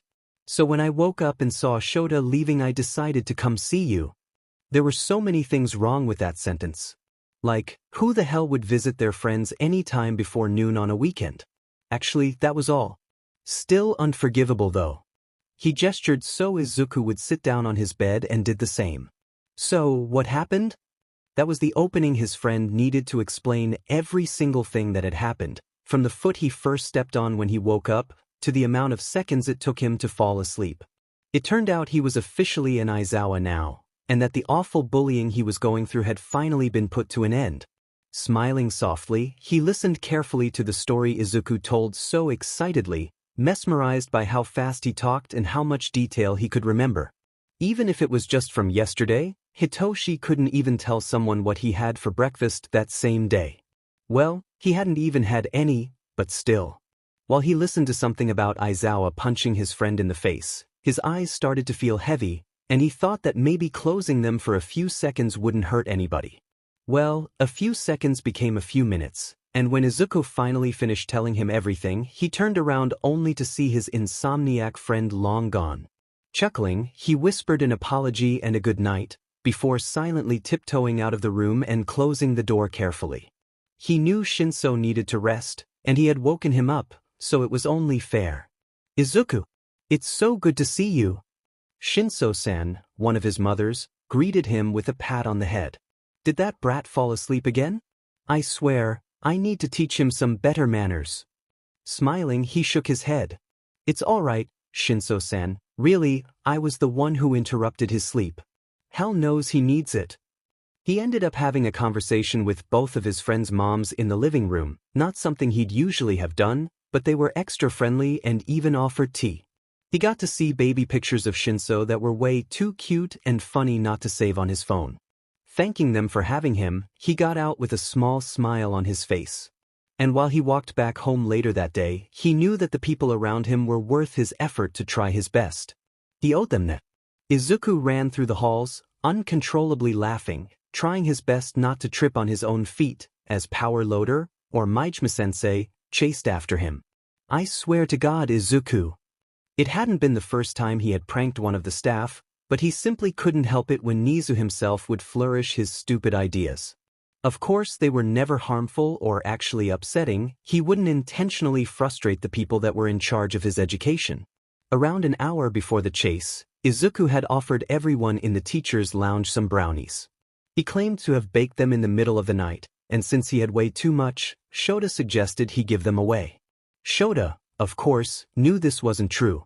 He had watched his kid up at 2 in the morning, cackling to himself while he used coffee instead of chocolate to bake his brownies. He had approved of them, as they did taste really good, but he also knew that Majima absolutely hated caffeine. Not only the taste, but every time someone came around him with a mug, he'd complain about the smell. Izuku did his very best to disguise the scent as best as possible, and it seemed to have worked. The staff didn't notice what he had done, as it was just food, so Majima didn't suspect anything. Only when he was in the middle of class, while the students were focused, he decided to take a bite and kill his hunger. And he did not like it one bit. He waited bitterly until the bell rang to come after the little gremlin, and his students watched curiously as their teacher left the room, suddenly angry with something. Izuku was watching it all through the vents, laughing as silently as possible, when Nezu decided he needed to face the consequences, having him falling right in front of Majima. Hi, sensei. Did you like your brownies?" And that was enough for him to start running. He knew the teacher wasn't genuinely upset at him, but the way he played along and chased after him was enough to make him laugh scandalously. TFING loved this school. The students had gotten used to seeing him around the place, usually accompanied by the staff or Nezu himself, so it wasn't too out of the ordinary. Sometimes he'd even sit through their classes by the corner and take notes. Finally getting to the teacher's lounge, Izuku hid behind Shota's sleeping bag, catching his breath and daring Majima to make a scene in the presence of a sleeping Eraserhead. That brought an end to it. The teacher glared at him, slowly smiling and shaking his head right after, and promised to get him back. Izuku's days at Yui were admittedly the best of the week. Nezu's teaching was really dynamic and easy to understand. He didn't ever think he'd have that much fun at school. The principal sometimes made him analyze a class ability to work as a team during an exercise, or a specific difficult student's demeanor and the best way to work with them, and more among those. It seemed like he knew exactly what Izuku liked to do, and went around it to make him learn from it. Occasionally, they would sit down and discuss their opinions on how Yui dealt with certain issues and their approach to exams and exercises. In their first discussion meeting, they talked about the notorious entrance exam. Nezu was as understanding as it could be and added his own pieces of mind on how they could improve it. It was great to work with him. Unfortunately, the principal couldn't change everything by himself, so there were a couple of modifications that couldn't be done, but one step up front was better than none at all. He was easily adapting into his new lifestyle, and he had nothing to complain about. Shota's teaching was the best of them all. Even though he was the most busy of them all and got to teach him the least, he had loads of fun with it. He was rigid and strict, but his teaching methods were amusing to try and get around. Izuku had sat through Shota's classes, and they weren't really different from what happened at home. He was harsh and unbiased, but at the same time his methods were absolutely efficient. There weren't easier ways to explain, as he both made it simple to understand and interesting to learn. That was also the same way he felt about their training sessions. He still hurt for a few days after them, but he enjoyed it, and he acknowledged that they were only for his well-being. It had been a month since he was officially adopted, and while he was already used to his new, 10 times greater, life, he couldn't pretend the past never happened. Izuku constantly had dreams and nightmares involving his past conditions. Were they about the streets, hunger, loneliness, or the bullying? It always hurt in a way. He always tried his best to hide them, not to worry Shota more than he already usually did, but nothing could last forever. Especially when it involved something he couldn't control. Healing wasn't always a linear path, and he knew it, but it didn't make it any easier. It felt humiliating even, sometimes, as he dreamt about the same stupid thing he didn't even care about anymore.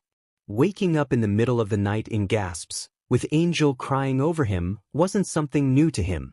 However, when an underground hero knocked on the door and asked if everything was okay, that was new.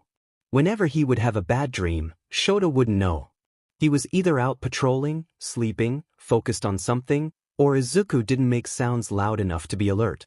He had been lucky all those times. "I'm coming in." "Not tonight." This time, he wasn't lucky at all. Shota entered his room quietly and took a glance around, checking the place and finally looking at him and the cat. Angel kept offering him comfort as much as he could, rubbing his head against his stomach, and Izuku could only pat him and try to reassure him that he was fine. "You gasped really loud just now," the hero said, sitting on his bed. "Want to talk about what happened?" Izuku really wished he could say he didn't remember, but he knew damn well what his nightmare was about. Especially when his back was hurting. Fidgeting with his fingers, he tried to think of what to say, exactly. He had never told Shota openly what really happened at school or about Bakugo's existence. Would he be mad? "You don't have to say anything if you don't want to, kid. I'm just here to comfort you in any way." Taking a deep breath, Izuku reminded himself that the man in front of him was his father, his dad. He cared about him deeply, as he had and continued to show. There was no reason to be scared, they would be fine. "I never told you about what they did to me," he stopped. "What he did to me?" Shota found his way by his side and was now playing with his hair as he listened, nodding so he'd go on. "Inko used to be close friends with our neighbors, and they had a kid my age. His name was Bakugo Katsuki. Izuku hated that he had to go through what he did with him, but he was free now. Bakugo was really cocky and loud, even more after he got his quirk. It's an explosion quirk and it's really strong, so his ego only kept growing with time. Little Izuku used to be so naive and enthusiastic about his friend's quirk, boosting him up and helping him to grow around his power. Why did Bakugo always hate him so much? We grew up together, we used to be best friends, attached by the hips, he said, snorting bitterly. But when he found out I was quirkless, he changed. He got aggressive, more explosive and so mad. I don't even know why he was so mad all the time. He stopped talking for a second as Moron and Muffin made their way into his bedroom as well. It seemed like the commotion had woken them up. Either way, he felt a lot better with a bunch of cats cuddling him. Him and his friends started to treat me badly then. It started with just words, the way they looked at me, whispers, things like that. He wished it had stayed that way too. But things escalated quickly. Bakugo wasn't satisfied, he was sure I was looking down at him somehow, so he decided to spice things up. Sighing at his own joke, he continued. My bruises are mostly gone by now, he said, looking at his own arms. They weren't usually anything permanent, they were careful about that, so it'd be gone after a while. But there was a reason as to why they were so careful, you know? Or else they wouldn't really care at all. Izuku considered stopping talking. He never told anyone about this, the only one who knew was Inko, and simply because she was there to see it happen. He stopped for another moment and let himself breathe. Shota was patient and continued to play around with his hair, waiting for him to continue his story at his own pace. When we were still little, around 8, Bakugo went overboard. He didn't know how to control his quirk well yet, or simply didn't care to, and he hurt me really bad. Like really, really bad. And as he talked, he slowly raised his shirt and turned around so his dad could see his back. I landed in the hospital that day. His parents were kind enough to pay for all the medicine I needed that they didn't provide, and obviously apologized for ages. Bakugo didn't apologize, though. He only came to visit me when I was asleep and lied to his parents about us being friends again. He expected some tears to fall by that point, but his eyes were dry. He wasn't sad, he was frustrated. It made no sense, there wasn't enough reason, he hadn't ever done anything. He was mad. Mad at himself for being so innocent back then too, but mostly at Bakugo and everyone around him. Why didn't anyone bother to correct him at least? Ifing hated them. His dad turned him around, and he looked so sad. Izuku had never seen him like that before. It's okay, kid. Can I hug you? He nodded. As much as the embrace was warm and comforting, it couldn't stop the questions on his mind. What did he ever do to be hated so much? Why did Bakugo despise his simple existence so much to want him dead? What did he do to deserve it? He was just a kid. And while that was the only scar Bakugo had ever inflicted on him, Izuku hated it to his soul. He hated it as much as the blonde hated him. If he could rip it off and never see it again, he would do just that. Whenever he was reminded of it, all he could think about was hatred and anger. That was all he could think of when Bakugo came to his mind. There was nothing good about it, and there would never be. He tried to say, his closed throat interrupting him. I just don't get it. But why make my life so miserable? Is it fun? Is it fun to tell someone to kill themselves? It was my effing birthday. Izuku hadn't even processed what he said until he felt his dad stiffen on his arms. Maybe he said too much, or maybe it was going to happen eventually anyway. Angel seemed a little desperate on his lap, as he was in much distress and the little feline didn't have much to do but warm him up. He decided to make his way up to his shoulder and wrap himself around his neck. And as weird as it was, it helped. His dad was quiet until they let go of each other. He looked somewhere in between sad and angry, probably conflicted. Was that last month? Nodding quietly, he felt quite embarrassed for not having said anything before. He simply didn't know how to approach him or how to bring up such an event, especially when they had thrown him a surprise party when he came back. I'm glad that you trust me enough today to tell me those things. Izuku's heart hurt a little bit after that, and he looked at his dad with a sad smile.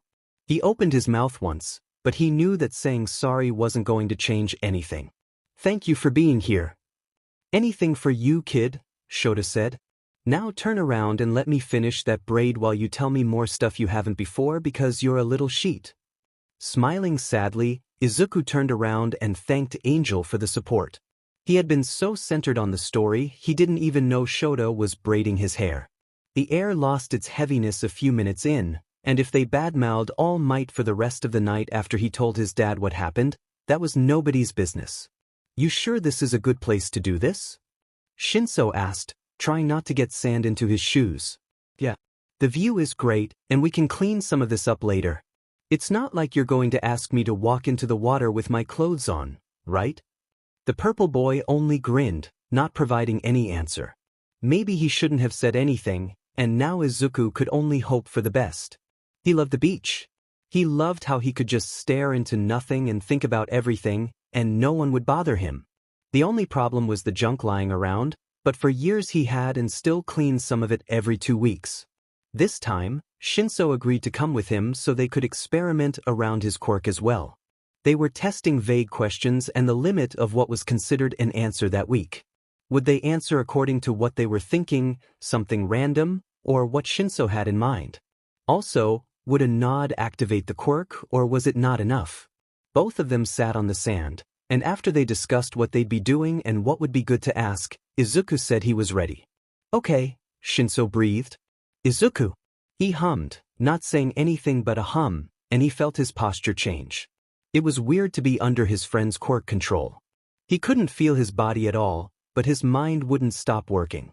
Even his breath would get steady and never change pace. Where is it? It went into the sea just now. It's gone, he answered, looking at the sea.